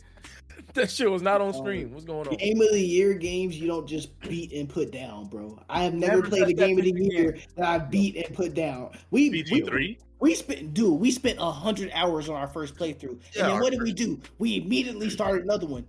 I know we ain't finished yet, but honestly that's your fault because you the host. We had like 150 hours into that motherfucker. Man, that's just you. Because I ain't gonna lie, if either me or Ray was the host, we would have finished that fucking campaign. I ain't gonna cap. 6 nights ago. Even though I don't know we when put it y'all down, want to get on and play it. Even though we put it down after a playthrough, 100 hours in a single playthrough, Striker. How many hours you have Rise and Ronin? How many? We spent 100 hours in that game before we put it down. That is game of the fucking year. Like, what else? Fucking Elden Ring. I fucking played through Elden Ring a couple times before I put it down completely. Like, for real. Like, he about to pick it back up for the DLC. I am. And I'm gonna have to pick it up from the beginning. I'll probably have to start a brand new character for it too, because I don't want to be over leveled. Like, and I'm willing to do that because the game is fine. But like, damn, that made me want to start. But like God of War Ragnarok, right? Like, I beat it, put it down. Did you beat that game more than once? No. Hell no. You didn't even bother getting the platinum. I did. I got the platinum. I even bothered to do that because I like the game. That's what makes you think you don't like the game as much as you do, because like you'd want to experience every bit of it. Ghost of Tsushima, I did every nook and cranny in that game. I have the plat for that too. I got the platinum for that game. That was game. An amazing game. Every nook and cranny I was in that game. I was actually so upset when the game ended. Not even just the game. I was upset when I did everything. I'm like, damn, fuck. It ain't no more. Can I get some more? Striker, come on now. More, sir. We talking like, about boy. Like you rep the games harder than you play them, bro. Yeah. Just now, like a year late. What you mean a year late? I mean, I practically platinumed it when it came out. Yeah, right. It was just the stealth. I was missing. Baldur's. I'm mad I missed out last year. That's how good that game is. I'm mad I didn't play that shit last year. That shit like shit. This shit good as fuck. I'll agree. Absolutely. Is standard to what game it should be. Yes, there we go. There it is. Somebody fucking clip that. There it is. Yes. I'm gonna clip that shit. Yep. I'm gonna spin that shit on TikTok. That is the standard what a game should be. Okay, the standard. That is not. No, we haven't played shit this year. That's touching that. No, I haven't. I have not seen it. I haven't played it. Shit. Ronin was close. I mean, I'd say. Okay. You don't agree? No. The one thing that's really captivated me about Baldur's Gate 3 is his fucking story, bro. Like, that story can go anywhere. Like, we'll be roaming, and Razor just be like, I mean, you could do this, or nothing, or this. I'm like, shit, I got all these damn options. Have you tried nothing? Sometimes I've tried nothing. Like, it's crazy. Like, I've never played a game where, like, you're truly in control. I'm in control. I can do whatever the fuck I want to do. Sometimes I can be going one direction and switch up. Like, shit. There's not many games that do. There's no games that do that. And just having, well, me, I'm a little. Obviously, my opinion is a little different because I'm heavy on story. Like, I play a game for its story, especially if it's single player. I'm playing it for a story. You best believe that. And Baldur's Gate 3, the fact that it's so obviously a story heavy, but the story can go any direction, and I'm in complete control. Me, and they not fucking it up. The cutscenes are still the same quality. The dialogue's the same. They actually speaking to you. It's not, they didn't half-ass nothing. I don't understand how a game like that can be made and then Ronin can come out the way it did. That's what I'm just like. Now my brain is fucked up. Now my brain is fucked up. Now my brain is fucked up because the amount of detail they put into Baldur's Gate 3. And I just started Act 2. I feel like I haven't even seen 10% of the fucking game because it's only like once you make a choice, you go into those choices. I feel like there's just so much to choose and just so much detail and that they put into the game. I feel like I'm missing out. I feel like I gotta go back. I have to go back and play the game once I finish. So it's like, yeah, it's just crazy, man. That's why I'm giving these publishers even less leeway because I'm like, well, look, you got this game doing this. Well, you need to be at least on 20% of this type of energy for you to put out a decent game. So that's the standard for me. Oh man, since you missed out on Baldur's Gate 3, hey, I want to touch on something, John, real quick, because you probably don't know about this because you didn't play BG3 the game the year it released, right? So after it released and people were praising it, other game devs from other companies went to like social media sites like Twitter and shit and was like, hey, we just want to let y'all know that Baldur's Gate 3 is the exception. There is no way that going forward we can make things like this the standard. And they went out and said that plenty of devs, bro, and like Striker and Let's Rain clear this shit up right now. Yeah, they were like, hey, look, we can't match that out the gate. That is so. Like, I want to make sure you know that it's talking about it to be the standard. Devs know, but they're scared. They don't want it to be. The standard. That's crazy, and that's crazy. You know how crazy? Thank you for saying that. I did not know that. That is fucking wild. That says something. What the fuck does that tell you when you like, look, that nigga just built different, bro. I mean, look, we can't compete with that. He built different. All right, we don't know what to do with that. That's insane, man. Thank you for saying that. I knew that. Money, them niggas got it. Yeah. That game is phenomenal, bro. Like, actually, I'm mad. I got to go to the gym because I'm itching to play it. Because what we set off at yesterday with what's her name? My little crush, my elf crush. We're in the last Start with L. Zahira. Zahira, yeah. Me and her had to be on the same side for the rest of the game. I'm gonna tell you that right now. But yeah, bro. Granny? Yeah. What you mean, Granny? She don't look that old. Chill out, bro. What's going on? She got white hair. She got wrinkles. What? I got white hair. Don't disrespect her. What are we talking about, bro? Come on now. But nah, bro. Like, I know in my core a game is good when I'm just so excited to just play it again. I'm like, man, I gotta know what's going on, and I gotta like dissect it. Like now, I find myself as I'm playing Baldur's, I'm slowing down even more and more and more. I'm like, damn, I'm really trying to talk to characters. I'm really trying to understand as much as I can, at least through my first playthrough. And I'm not gonna lie, it's still a lot of confusion of what's going on. I feel like my second will clear that up a little bit more, but it's just I want to dissect everything. I just want to take in everything, all my surroundings, all the backgrounds, the lore. It's just so rich, man. And I get it. Every game can't be like that, but if y'all can just have a fraction of that, we on to something good. Just a fraction. That's it. Just a fraction, a little bit, just a little piece. We on to something good. And Ronin has, they tried. They had it. They had on the whiteboard. They put it down, but it ain't make the final cut. And you can tell they had it on the whiteboard, but it didn't lead a whiteboard. That was it. Them niggas threw up an idea, and nobody alley-ooped it. And that's the thing. I'm glad you brought it up because that's my problem with Ronin. Is like if they would have just chose to streamline the game, which would have been less work, it would have made it way better. So it's the fact that they implemented the whole choice thing, but half-assed it is the reason it's so bad, bro. Yep. Like it's bad because it's half-assed. It could have not been there, and the game would have been better. Like they could have if they just would have put some actual work behind it, it could have really enriched the game for real. It would have, and now like Wukong has come out and they're saying they have multiple endings. So now I got PTSD. I'm like, oh shit, I've been here before this year. Like, we gonna execute this correctly this time? But yeah, man, I don't know. It's so many. I love to see it. I did not expect 2024 to have bangers like this, man. And we're just getting bangers, and it's looking like our bangers are just coming month after month.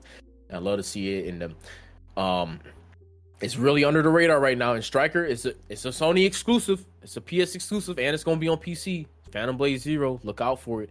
If you liked Ronin, I guess you had him at Sony exclusive, right? I had him at Sony exclusive. I ain't had to say no more of that. But if you like Ronin, this is what I got to do with anything. Well, you be bandwagoning Sony exclusive. I ain't gonna lie to you. Except Last of Us, and I don't understand because that's the one you're supposed to be bandwagoning. Hell no, that shit was garbage. But like I said, I don't have a bias towards Sony. It's just they're the only ones making exclusives. I can't jump on any Xbox exclusives.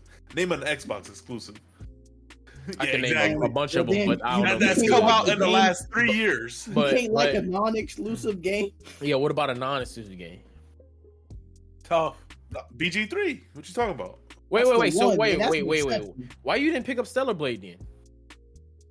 I didn't. I mean, Bayonetta was cool. I didn't think that they need to make another. It's not Bayonetta, bro. It's got aspects, Bayonetta. but it's not Bayonetta, bro. Just because a game got aspects of another game, don't make it that game, bro. Like one of us got to pick it up. So I want to talk about the game, man. And you the Sony bandwagon, you the Sony. That's wild. So you gotta pick it up. I thought you were. I don't even fuck with Sony like that. Sony lucky that I'm still playing their games, and they pissing me off that they keep making exclusives, and I gotta turn on my PlayStation because I want to just buy all these games on PC. It's actually that's probably the only turn off I haven't, and it's I granted I'm lazy. I haven't picked up Stellar Blade because I don't feel like going through the whole reach around, turning on my damn monitor and switching layouts and clicking on these different programs from my damn screen to stay on my PlayStation screen, bro. It's like We're it's already just too talking much. about porting it to PC. I'm looking at this article right now as you just said that, and so it might get wait. I might wait. I ain't gonna hold you, bro. I don't like turning on my PlayStation. That's why Phantom Blade Zero is exciting me because it's Sony exclusive, but it's the same day it's coming out on PC. So I'm picking that bitch up day one, and that shit is looking fire. And so that's what I'm saying, Striker. If you like Ronin, this is what Ronin was supposed to be. But how you know visually, that's what it was supposed to be? Because I'm doing my research on the fucking game. So this is what it's supposed to be, But you didn't even really. Did you want to get back into why you thought Rise of the Ronin was phenomenal? Besides the aesthetics. Oh, we can move on. Oh, we gonna move on now? I'll answer. I'm not even gonna try. Well, shit, we moving on. We got Assassin's Creed Shadows. I know everybody here saw that trailer. For all of you listening, Assassin's Creed Assassin's Creed Ubisoft dropped their new trailer for the next Assassin's Creed. It's got a black protagonist in a Japanese setting. I think that's a notable feature, if I do say so myself. I love it. I love to see it. But it's set during the era of the samurai and the shinobi. Now, I'm not very cultured when it comes to these things. What's the difference between a samurai and a shinobi? Well, the shinobi is more of like a ninja. Mm-hmm. Like more assassins. Samurai. Yeah. Okay. Samurais are more like warriors, like. Yeah, I think samurais they have the whole honor code thing, right? Shinobi don't have it. They'd rather fight like face to face and kill their opponent while looking them in the eye. Whereas shinobis, you ain't seen them coming. Next thing you know, you're in the gulag. And ninjas are hired mercenaries. I'm reading that would be willing to serve anyone who's willing to pay them for their asking price. Oh, they bought their bag. Okay, mercenaries. Cool. They bag, baby. Cool. Well, I'm excited for the game. I mean, it's only a cinematic trailer, but it's got my interest peaked up. I'm not gonna lie to you, so I'll be picking that up. Anybody got anything to say about the Assassin's Creed? I know all y'all have played Assassin's Creed, right? Yeah, they've all. I haven't been a fan of them. I really try to give Valhalla a chance. Mm-hmm. I feel like if any Assassin's Creed would have gotten me into like the series, it would have been Valhalla. Yeah. Nope. And it didn't. Nope. It didn't. Probably what about you, the Ryan? best one, or the one that would get people into it because it's the most easily accessible and entertaining to most humans because you're more fascinated with Greek and Roman mythology. Unless you're one of those people that like to pretend you like Norse mythology. Yeah, it would have been probably Assassin's Creed Odyssey, which even gave you the option of choosing your protagonist because it's a split story between the main character Alexio and his sister. But Valhalla was really good too. I'm pretty sure 100% both of those games. Even got like the gods' weapons. Shit. I play every Assassin's. It was for the boat, honestly, and wanting to hear the shanties. That was the whole reason why I wanted to play it. What was your favorite one? You do that on Odyssey too. I'm not gonna lie to you. Sing shanties? Yes, sir. Yes, sir. Yeah, I was gonna say I haven't played Assassin's Creed since Black Flag, but I didn't. And love you can that do one. that on Black Flag too. Black Flag. They're all really cheap right now. Shit. Their musicals in there? Yeah, I'm pretty sure that's where it started. You know. Valhalla's $12. Yeah, it's cheap as shit. Yes, it is. It was a great game. I enjoyed it. Story as well, and a lot of the things you do in the story actually do affect your ending. It's one of those games that have multiple endings, and it's actually dynamic and interactive versus lying to you up front. And legit multiple endings, right? Yep. Okay. Damn, they got a lot of Assassin's Creed on this shit. Of course. I'm trying to tell you, I like Valhalla. If you can get Valhalla for $12, I would buy it. But Odyssey, by far, story-wise and mechanic, like fighting-wise, combat-wise, I think you would enjoy Odyssey a lot more. In what way? Because like the fighting in Valhalla, I think was great. Like That's cool. just kind of raw, like just going in there swinging. Hey, my boy, I ain't giving you no specifics for you to go in and critique. Fuck that. The game's probably $6. Like I said, I think you would enjoy it more than you like Valhalla. You can either take that opinion and run with it, or do whatever. It's pretty crazy, Striker. I think I can name more things you dislike than like, bro. That's the problem. You know, that's why I don't like do just it. came out of nowhere. Like, and you were so fast to share your opinion on Assassin's Creed and for it to be negative, bro. For it to be negative off the gate. How was it negative? It was just it was an honest, like, you know, opinion about it. I don't know. Yeah, honestly, you may choose to receive it negative, or you could be like, you know, okay, I see. But I what see did your you? stance or What perspective on it. didn't you like about it? Go ahead. We can get to the negative aspect of it. What turned you off from Assassin's Creed? Still going with this negative aspect. Let's explain what you didn't like about Assassin's Creed. Objective. You know what? I'm buying Odyssey right now. I'm about to buy it right now. Actually, it's got a lot of good reviews. Shit, fuck it. It's $9. This gonna be the first Assassin's Creed. Just spend 21. Go ahead and get Valhalla 2. I guarantee you it's great. It's on Fuck Steam. it, I'll buy them both. You Steam that? Yeah, Steam. Alright, I'll read about that bitch on Steam right now too. Fuck it, I'm buying both of them. Fuck it. I'm gonna play them before November 15th. I will finish both of these fucking games. Good God. And I will fucking Yeah, that's realistic. I like it. That is. Yeah. It's out there. I've never played Assassin's Creed. Right? I don't So, know. like, it took more of an RPG-ish turn, right? From what I hear. Who? Oh, Assassin's Creed, like with Valhalla and Odyssey, it's more like kind of RPG, like you level Open your character world. up and shit. Yeah. What is it? Multiplayer? You're buying it too, or what? I don't think there's multiplayer. I didn't try There to. is not multiplayer in Odyssey. Shit, $22. I just bought both of them. Fuck it. I was pretty sure. Deal. And you getting Elden Ring? No, Elden Ring ain't on sale. That's on my wish list. As soon as that bitch drop on sale, I'm buying it. As soon as that bitch drop on sale. Elden Ring's getting played though. I gotta finish BG. I mean, like they're probably gonna have a sale going on when the DLC comes out. So That's what I'm thinking too. Because they've had a few since I put in my wish list. But I told myself the next time it goes on sale, I'm definitely fucking buying that bitch. So yeah, it's there. But yeah, I just fuck it. They tried to do the co-op thing with Assassin's Creed Unity, and I don't think it was received very well because people were like assassins coordinating, and then gamers are antisocial, so you wouldn't communicate with each other. Man, ain't that's a whole other topic I'd love to touch on at some point, bro. Yes, what? Sir. Gamers being antisocial. That shit be getting on my nerves, bro. Couldn't be. Yeah, we can let me write it down. We can definitely top into that fucking next week. I have in my cart. For $198, you can get all the titles. That's actually not bad if you gonna play them all. I don't know. Shit, I just bought shit. God damn, Valhalla, 160 gigs. Okay, Yeah, it's a big game. It's a great game. There's a lot of shit to do. It looks great. That's like, why I I'm want not to gonna know. Well, what did you not like about it, sir? We can spin a block on the op real quick. yeah, let's talk about that. lie. I mean, it had a very stale story. Like it really. How far did you get in the story? How far did you get in the story? What did you? I got the horse. You got what? Nigga said I got my mount. I got the mount. Oh, what the fuck? Ain't that like the That's first gotta be a decent chunk to the game. I got my mount in an open world game. Oh my god, dude! I gambled a bit. What do you mean by that? The gambling thing or whatever, where we sit down with the guy and play the game and. Bro, I know what it is, bro. I've noticed the trend with you for real. Open world games, you suck at. What you mean? No direction.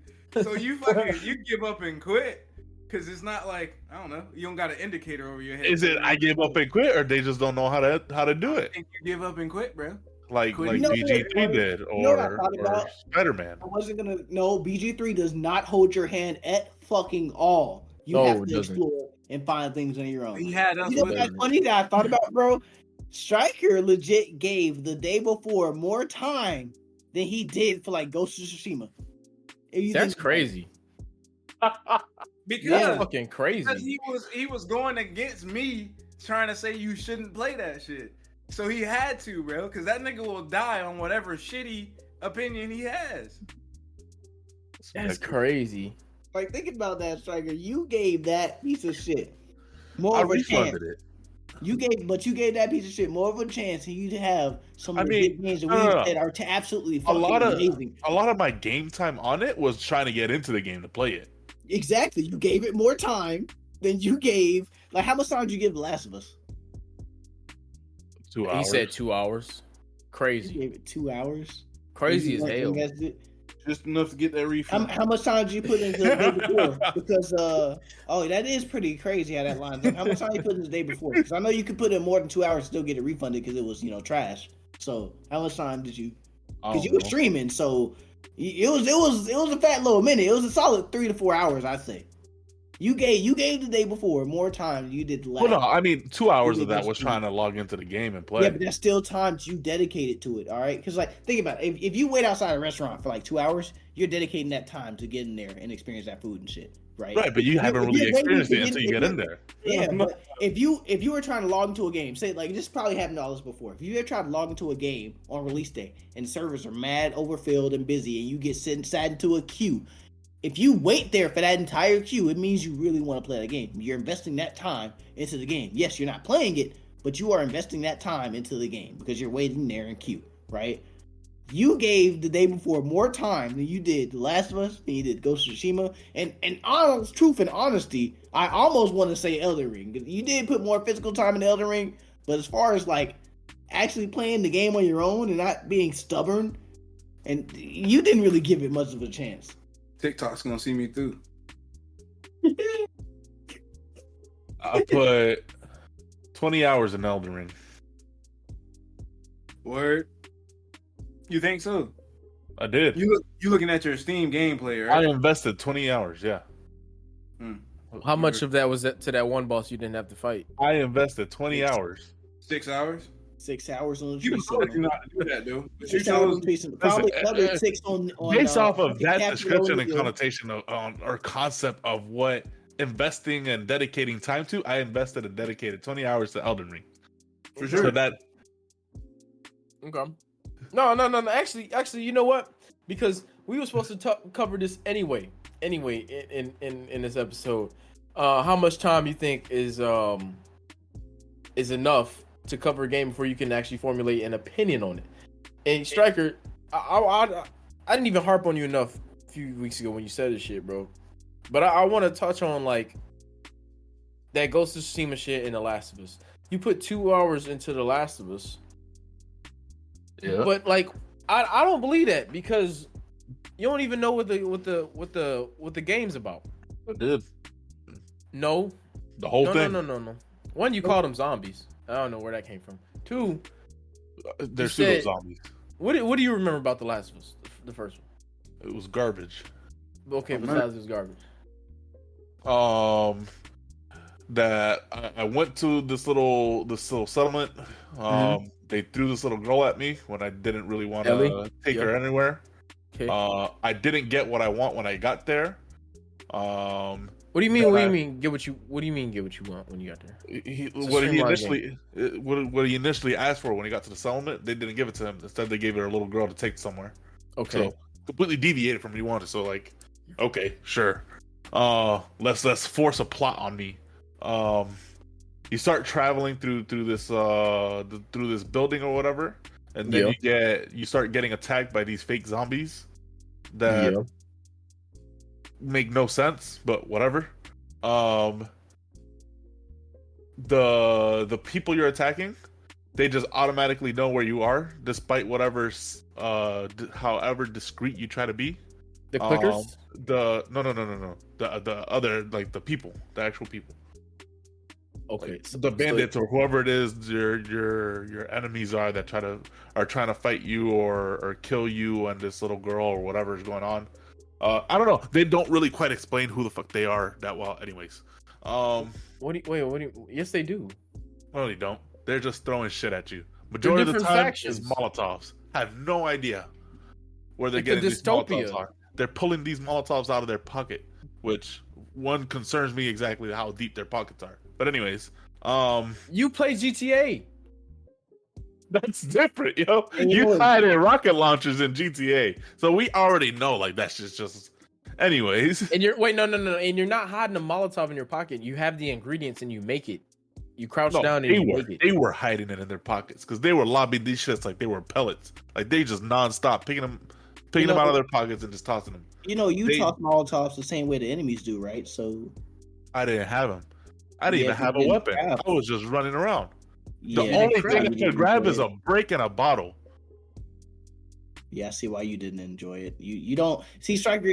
Trent, I noticed with you, man. you don't pay attention to when the game's trying to teach you because you like to think you know better or something, and then you miss vital information, and then complain about the game not teaching you or misleading you or something. Because you did the same thing with Elden Ring.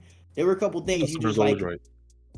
No, not. That's one thing I think gamers have all wrong. You have to leave a certain amount of dev intention in to maintain the integrity of the game. You cannot have it completely your way. Like that's something that gamers have gotten away with. I think is ass, and that's why a lot of games be dying because they bend the knee to these players who aren't even going to hardcore stick to the game anyway and make the game worse off. Like I think you have to stick, and that's why Elden Ring I think is so good. Once again, no difficulty. You play the game their way, right? Like the other quote I love, like players will optimize the fun out of a game they can. It's up to the devs to save them. It's up to the devs to stop players from doing the shit that just would break the game, make it unfun, or just not play it the way they're really intended to be played. And you like to play the games your way, so when the game forces you to tells you to do it another way, you like to go against the grain or not listen. Like, what do you mean you didn't know how to craft? Like, you didn't know how to craft a Molotov? That's basic. No, I didn't say I didn't know how to craft. What do you mean you didn't have a weapon? What do you mean you didn't have a weapon? I didn't have a weapon. I didn't have a weapon. What do you mean you didn't have a weapon? But you had to run away from the clickers. You never killed. Hey, Striker, not in the first 2 hours. Who's Tess? You remember Tess? Who? Yeah, Tess. Exactly. You don't remember Tess? Who? You don't know who Tess exactly. is. You play don't that even game. know the other main character, bro. You're missing. There were 3 of you. You're missing a whole third person just from your memory, and it's crazy that you just don't remember her. And all of a sudden, all the bottles and bricks. You ever thought about the fact that maybe it was a stealth section, and so you're supposed to use the bottles and bricks as a distraction? Well, if it was a stealth section, how did they know where I was at? You probably revealed yourself. You making fucking noise. Stop making noise. They got that sonars? They can't see. They can hear you. No. Can hear you. Not the. I'm not talking about You the talking clickers. about the humans? Okay, the humans. Yeah. Okay, same shit though. They can see and hear.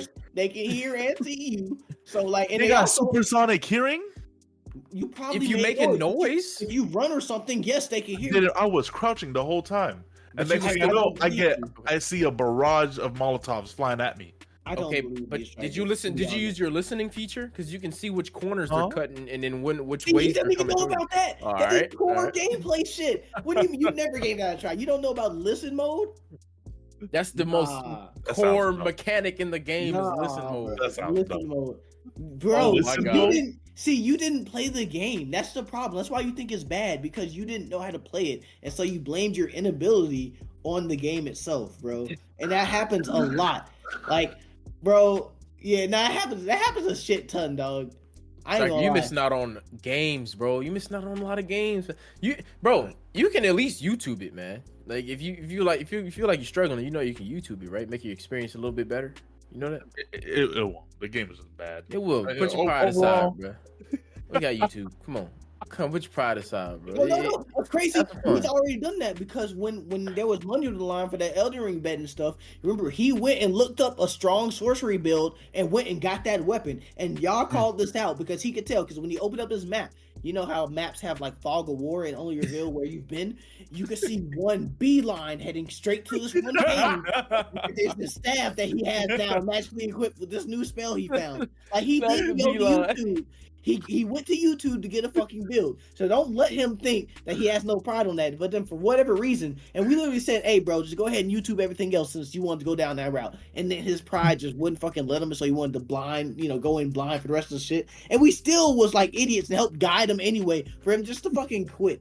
Bro, he didn't play the game. He didn't play the game. And that's why you were so lost. Because instead of learning how to explore, you went to YouTube and you started to rely on us. The game teaches you these things, but because you skip steps or don't bother to read pop-ups and shit, you completely miss them, and you miss core integral parts of the gameplay, and then call it ass because you're missing out on what those things are supposed to provide. Maybe the game just had a poor way of describing it or telling it or displaying Imagine being a worse gamer than Kai Cenat. That's why we're fucking making sure it's not just one game. That's why I brought up The Last of Us with Ashley to pertain to this, because he loves Last of Us too. For you not to know those things, you ignored integral parts of the gameplay and don't know them, right, Ashley? Yes, that's two. That's two. That's a trend. That's 2 games you've done that with that we both know of. That's that is a trend. No, that's not. Some people don't believe in coincidences. My Red boy. Dead Redemption, you did that one too. Oh, that's 3. No, I didn't. No, that one was just like the game was just boring. It took you didn't play more than an hour. It took forever to start. I was walking through snow for like 30 minutes. That's the prologue. What do you mean? That shit got boring. I fell asleep. How? There's a whole invasion that happens. What do you mean? A whole story. It's invading what? A little cabin? It's a story. Like you're playing a story. You know that, right? Well, no, they took forever to start that story. Like I said, like damn, November late at least. The journey is a part of the story, bro. 30 minutes though. I bet you don't even know how to fast forward the travel on the back of the horse. You can't. Not at the beginning. You can. Yes, you can. At the beginning? Yeah. You're locked to a speed. You can skip that shit while you're walking on the back of a horse, but you don't. Start it up right now. Start it up right now and do it. Brand new game. Oh my God. Brand new save. Do it. You can do it, bro. You can do it. It's 119 gigs and it ain't installed right now, gang. Let me check my Xbox. Hey, bro, if I'm gonna go out on an offensive little limb here, Striker, you kind of did the same thing with Baldur's Gate 3. There were certain things that me and Rain had to help you with, or that you just didn't understand. Like, for instance, you respect your character so many fucking times because you just never understood like what your character was doing or what they were like. You'd be like, "Damn, this is ass," and just swap. I did it only once, yo. Yeah, you did it with the monk a couple of times. You tried a couple different monks. You did it several times, and then also I did some classes of the monk. You made our fucking run a murder hobo run because you don't like talking to people when using your words and shit. Striker, you're a TikTok gamer. You like everything fast and in your face and fast paced. You're a TikTok gamer. You got low attention span. That's okay. That's okay. I mean, there's nothing wrong with that, but you don't formulate your opinions on this. You gotta be a little bit more disciplined, my boy. It's okay, but you're a TikTok gamer, my boy. You see the trend in that? No. You don't see the trend? No. Okay, think about it this way, right? The games that you are hyper into are ones that give you like instant gratification. Up front. Like it says like Spider-Man 2. What's the first scene in that? Boss fight against Sandman, cinematic. God of War Ragnarok, first scene, sled chase with Freya. You need that action and that stuff all up front and given to you in a linear pattern with an open world being there, but only as an option. Not semi-open world. That is you don't like semi-open world games. I mean, you don't like open world games. Now that I think about it, you cater more towards the semi. That's not true. I played true. I play Ark. Bro, that is a completely different type of game that needs to be open world. That's not. We're talking about a story game. Open world, right? Like Cyberpunk. Cyberpunk's a single player game that you could probably go just streamline the story and not see all of the map, right? Wait, but that's crazy because you still didn't fuck with Last of Us, so I don't. They literally right. And Last of Us is like a perfect linear thing, yeah. That's perfectly linear. You can't go you can't deviate outside. But like we just discovered though, he didn't give Last of Us a legit try. Yeah, give it a try. And so give it a try. You don't like open world games. You like to be streamlined. Sons of the Forest. Yeah, no, Sons of the Forest definitely does have a story. The whole point is that there's a facility and whatnot, or you're on an island, where these rich people kind of came to. It's kind of like a last ditch effort for humanity, because there's like this virus or something going on, and like the world is like slowly dying, or the people around the world are slowly dying to whatever virus or whatever. And you're there on this island kind of figuring out the mystery as to what happened to the people there, because the virus ended up spreading to the island and they started dying and whatnot, and there's a whole twist at the very end. And but the survival aspect is kind of like a crucial part to it, and progressing and kind of getting to that end game state. And completing it. How Minecraft has a story technically if you want to do the end portal and shit. but the main gameplay loop of Minecraft is just surviving day by day. Mhm. That is Sons of the Forest, but more of a realistic horror take. It is Oh. survival day by day, where you build bases and you camp at night, and there is a story if you want to bother to go find it. But it is something that most players definitely will not, and also it's not the main point. Well, I mean, people speed run it, right? But people speed run Minecraft too. So like, it's like that's not what we're talking about, Striker. We're talking about a linear story game with an optional open world. That is something where like Sons of the Forest is a sandbox game. You are forced to interact with the open world if you want to survive. Like you got to go collect materials, trees, woods, shit like that. You have to open world explore. You are forced to. We're talking about a linear game that where you not have to, where you're not forced to. But Remnant's not one either. Remnant is also a sandbox game because Remnant is not linear. It's sandboxy. You transport between different worlds. It's random what order they go in. Like, but going through the worlds is a very linear story through the world. It's just the story's not in a very like specific order, I guess, or the worlds don't pertain to the order of the story. I think the problem is you just gotta take the time. You gotta slow down in your games and you gotta read. Enjoy them. You know? Yeah, enjoy. Don't rush it. GTA 5. GTA 5 is not a great example of that at all. Like GTA 5 is very not even GTA. I played GTA 5 probably 8 times. GTA 5 story, it was good.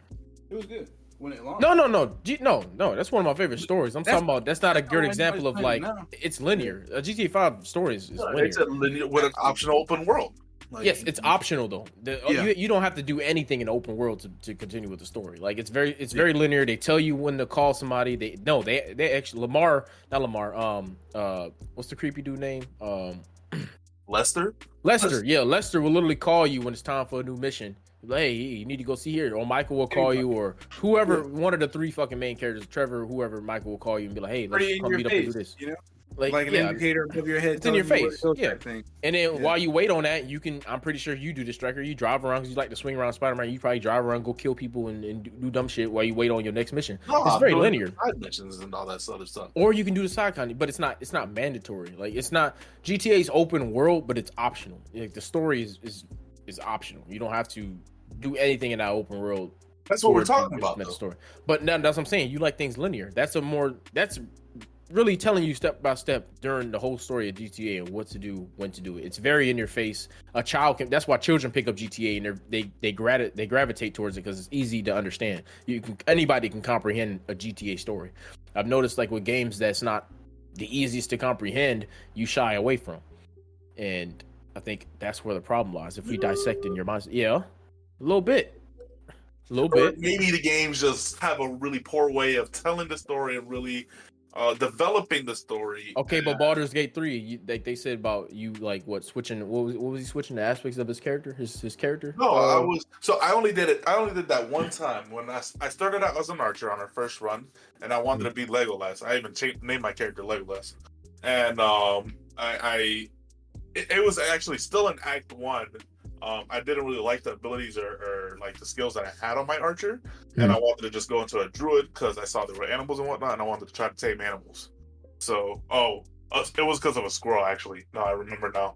This squirrel tried to punk me, and I stepped on it, and I couldn't understand it, so I switched to a druid so I can speak to animals. Okay, all right, but okay.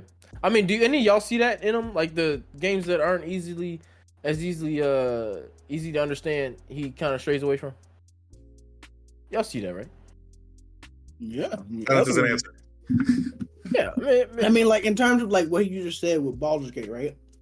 That's another one where like you expect the instant gratification up front, and so because you're a class that relies on like mid to late game power, you just weren't patient enough. Even though it was your first character, you want to dedicate to that kind of archetype, you couldn't because the early game was just too slow for you. So you swapped something that was early early heavy, like a druid, just so you have fun. I mean, it's not to bash you. I got the same. I think the same way sometimes. Like I think that was one of my biggest. At first, that was my biggest problem with BG3 because one, I understand shit. There's so much going on, so much you could possibly do, so much that's given to you, but I have no idea what's going on. And at the time, I don't feel like reading all this shit that's up front on me. Like the patience is very low. And so, but with that stuff like that with me, I force myself to slow down. And then also, like, if I'm not feeling something, I'm not gonna play it then and there, because I know I'm not giving myself a good opportunity to really understand what's going on in the game. So I'll literally stop playing it. I don't care how long I got to put the game down. I'll put it down for a day, up to a week, a month, however long I got to put it down before I'm ready to fully dive deep into the game. No, it's not quitting. It's taking a break. But it depends on your mindset though. If you're saying fuck this game is ass, and then you just you go from there. You formulate your entire opinion off one experience. That can be considered quitting. No. Well, but you realizing that, hey, I'm not in the mindset. Well, no, it's not quitting. You don't have to force yourself. You, like Rain said, slow down. You don't have to force yourself to play something. I mean, you ain't doing no stream marathon, bro. Like, you ain't got to force yourself to play something to force yourself to enjoy it, because that's how you gonna hate something. Like, that's what happens with too many people. Exactly, hey, I gotta fucking beat this. You gotta literally slow down. Like, hey, I'm not ready for this right now. I'm not gonna play it right now. That's literally what I did with Elden Ring. I'm like, hey, because I had the game. Yeah, no, it ain't. I'm not ready for this game right now. I'm going to put it down. I'm going to pick it up later. Like, people don't do that. They sit there, they play something, and they go, oh, well, I don't like this shit. It's ass. I don't understand it. It's really because they don't understand it. Most of the times we quit things because we don't understand them. And so when they do that, that's their entire opinion off that game or whatever they're doing, and they never touch it again. Instead, be a little mature. Go, okay, this is not for me right now. I'm gonna take a little time, and I'm gonna get back to it later when I'm in a mindset where I'm ready to receive the information that the game is giving me. And if you do that, you'd be better off. Like, I've gotten into, like, most of these games we talking about, Red Dead, Last of Us, fucking Ghost. I played these games late. I didn't play these games when they first dropped. I played these games late as fuck, and they're my favorite games of all time. It's like Baldur's Gate 3. I played this game a year late. It's becoming one of my top 10. Like, it's just, if I'm not ready to receive it, I'm not going to receive it yet. But I'm not going to quit on it. I'm just going to take a break until I'm ready. And so you do kind of like the opposite. You say, like, well, shit, it's not for you right now, and you totally eliminate the possibility of picking it back up later. And it's like, why? You throwing away a great experience over nothing. And I can only say you do that because I did the same shit. The Last of Us is the only one that I did Ghost that. Elden Ring? Did that. Red Dead. I just did. I borrowed Ghost of Tsushima, so I mean, that's it's not fine. like I could play that by option. You know, I'd have to buy the game or whatnot or something of the sort. But it's coming on PC, or it is out on PC. Yeah, eventually I'll get it. But same thing with Elden Ring. Elden Ring, I kind of put it down because there were other things that coming out. There was other games I wanted to play, so I was like, yeah, I'm not gonna keep playing this game.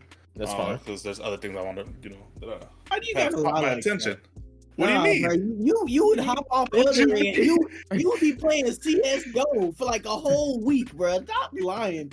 You put down Elden Ring because, like, I mentioned this, like you said, something about not quitting. That's not what I was talking about. If you were talking about me, I was talking about the fact that, like, instead of like playing Elden Ring naturally, you were so obsessed with, like, beating this boss image or whatever, that you got coerced into going into fighting Radon when you were like level fucking 40. That's on you. And you didn't play the game naturally. You, like, basically went from like one of the first 3 bosses to trying to fight a mid to late game boss, like, out of like just being hard headed, bro. That's crazy. And we told you not to do that, but you were like, nah, I'm gonna go get Radon next. We were like, bro, it's not smart. Yeah, he went from Godric to Radon. Like, who does that? God damn. Who does that? Went from Godric to Radon, bro. Like, no, that's why you had such a bad time there. You know what I'm saying? And, like, if you went back and played the game naturally, it'd be different. That's crazy you can do that, though. Damn. Yeah, you got to just go to any boss. For the most part. I mean, there's certain bosses you have to fight. Damn, that's You don't know what he's talking about. He ain't beat the game. Listen to me. So there's certain bosses you have to fight before you can get to some key boss. Like that's what? Pretty cool, like who? The idiot that walks on 4 legs, and then the other one that like flies in afterwards. No, you don't have to, actually. That only happens when you come too early. If you actually wait until the Festival of Stars begins, everyone will be there waiting for you, and that won't be a fight. If you didn't know that, Yes, you rushed your way to Radon. Yes, sir. because I did not have to fight that lion when I went to fight Radon. It was crazy. I did, because I did rush there my first race, so I did fight that lion and shit. But like, I experienced it on my second playthrough. Like, when we were playing together, right? You were like, "Damn, I didn't know." Yeah. You know. Yep. I was like, "Damn, I didn't know there was another way." Striker, that's incorrect, but And you see what happens when you got an actually good game that you played. That's game of the year standard. You go back and play it, and you find out new shit about it. Look at that. And like the whole purpose of this nigga playing that game was to experience the game, bro. Like I literally told him because he was saying God of War Ragnarok should have won Game of the Year over Elden Ring, and this nigga had not played Elden Ring. So I definitely bought you Elden Ring, and I was like, I think you should experience the game before you play it. And then it turned into this whole other shit that it wasn't about. And you got the game free? Yeah. Striker, you got the game free, and you ain't take your time. No. And you know what's crazy, bro? When he was doing a playthrough with I forget his name. Nemo. Master Roshi. Nemo. Mm-hmm. Yeah, when you were doing a playthrough with Nemo, like that co-op shit, you were legit having fun. I wouldn't have minded if you just played the game that way. But they got bored, bro. Yeah, like having fun. Can't do this. Like, bro, you were legit having fun. You could have just continued that fucking playthrough and just done that, bro. Like you were having fun on the game when you actually played it naturally and fluently. But you just stopped about that whole shit too was that niggas wanted him to play the game alone when we both offered to be your summons. We did. We literally did. Yeah. When was this? That sounds good. This was before you refused our fucking help, so we turned it into a bet. Oh wait, so can you summon people on any boss? Mm-hmm. Yeah. You so like I was fighting Millennium, I didn't refuse it. Y'all was like, you have to do it by yourself, solo or whatever. Wait, so it don't even have to be like seamless co-op. I can just like summon you if I need help on a boss. Mm-hmm. Oh shit. Damn, you can summon me. You can summon people in the open world and travel together, and there's just certain borders you can't cross, which are pretty generous. So you can damn near co-op the whole game. It's just the way Souls games works. One person has to always be ahead of the other to be able to get summoned because you have to have been there, right? So the seamless co-op mod they use lets you to like truly co-op the game together at once. But like if you have someone who's like already beaten the game, they can basically do that with you in the base game. You'll just summon them over and over. Yeah, okay, cool. Shit. Damn, Striker. You can summon niggas. Damn. It ain't even gotta be friends. It can be random niggas. If you like use the item to see summon signs, there just be random niggas chilling outside bosses ready to like farm them with people. There's a mod that lets you play it fully multiplayer though. Yeah. I think that one was better. Yeah, it is. I mean, well, it's better in terms of playing it co-op, but it's not the way the game was intended. But like I said, it is a very fun way to play, and if that's the way you want to play it, that is a-okay. That's just fun. That's just great. That should inspire us to get you into the game. Same thing, yeah. Shit, game. I had zero problems with that. Shit, well. Yeah. What, you gonna pick that back up? No, yeah, I definitely got to hit up Nemo and finish that duo run through. How many people can you seamlessly run through the co-op with? I think 3. Was it 3 or was it 6? With the mod 8, nigga. I'm back. Damn. That's the whole Discord. We be running through that bitch. Jump. Give them that JJK treatment. Jumping. And then I feel like that would encourage niggas to keep going in New Game Plus and like discovering new shit and like actually enjoying the game, bro. It would. That's just damn. me. That's cool. 8 niggas. Hell yeah, that shit sound cool as hell. Down for that shit. And I apologize. I keep DDoSing myself. I don't like. I'm sorry. My VPN's being a VPN. Oh, okay. Yeah, we was wondering. We like, damn, where the fuck you go? Yeah, someone's trying to steal private information in my shit. Oh shit! It ain't getting in. You feel me? Freeze. Well, that kind of sums it up for episode 13. We got all the news out. Yeah. Any saved rounds for anybody here? Not just when you was gonna start that race. Who? Wait, who? What? The race you mentioned.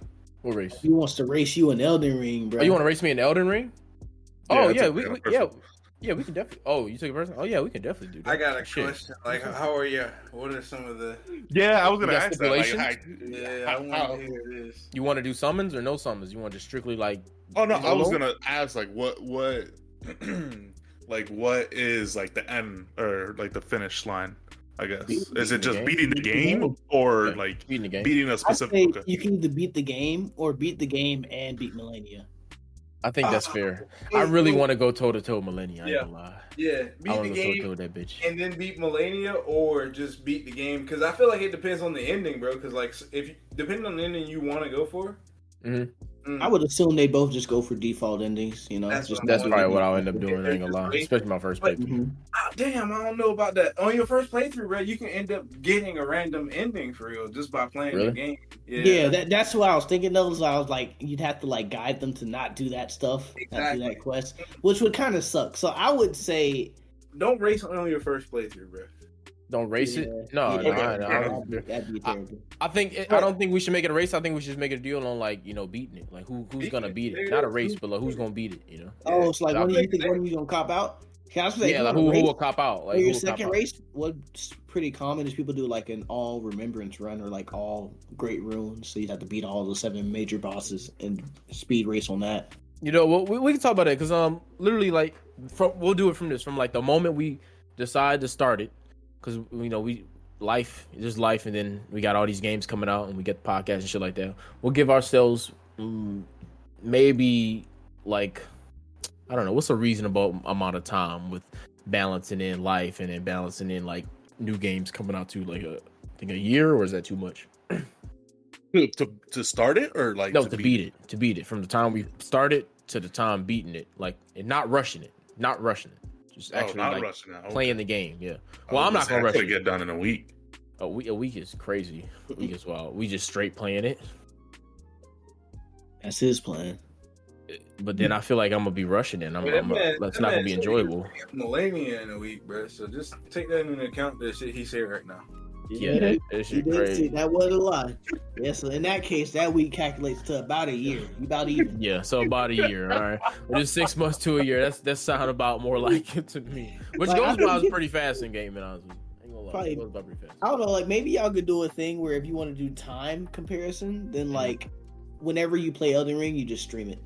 So we do that. Yeah, that's Okay, what I was fine. thinking. I was like, whenever we play Elden Ring, we just stream And you it. can have a death counter, bro. Every death adds a minute, so you got to play a little careful. Okay. Yeah, we can definitely do that. I'm down with that. That's the deal for me. I like it. So it's gonna be completion, Striker. I'll complete. All right. I'll complete the bitch. I beat my games, so That's wild. I'm just putting out a fact. I beat my games. I'm just, Oh, okay. just saying. I'm proud. I'm not gonna put- if no, for sure. If I get 20 plus hours into a game, that bitch getting finished. Okay, once I hit the 20 mark, it's getting finished.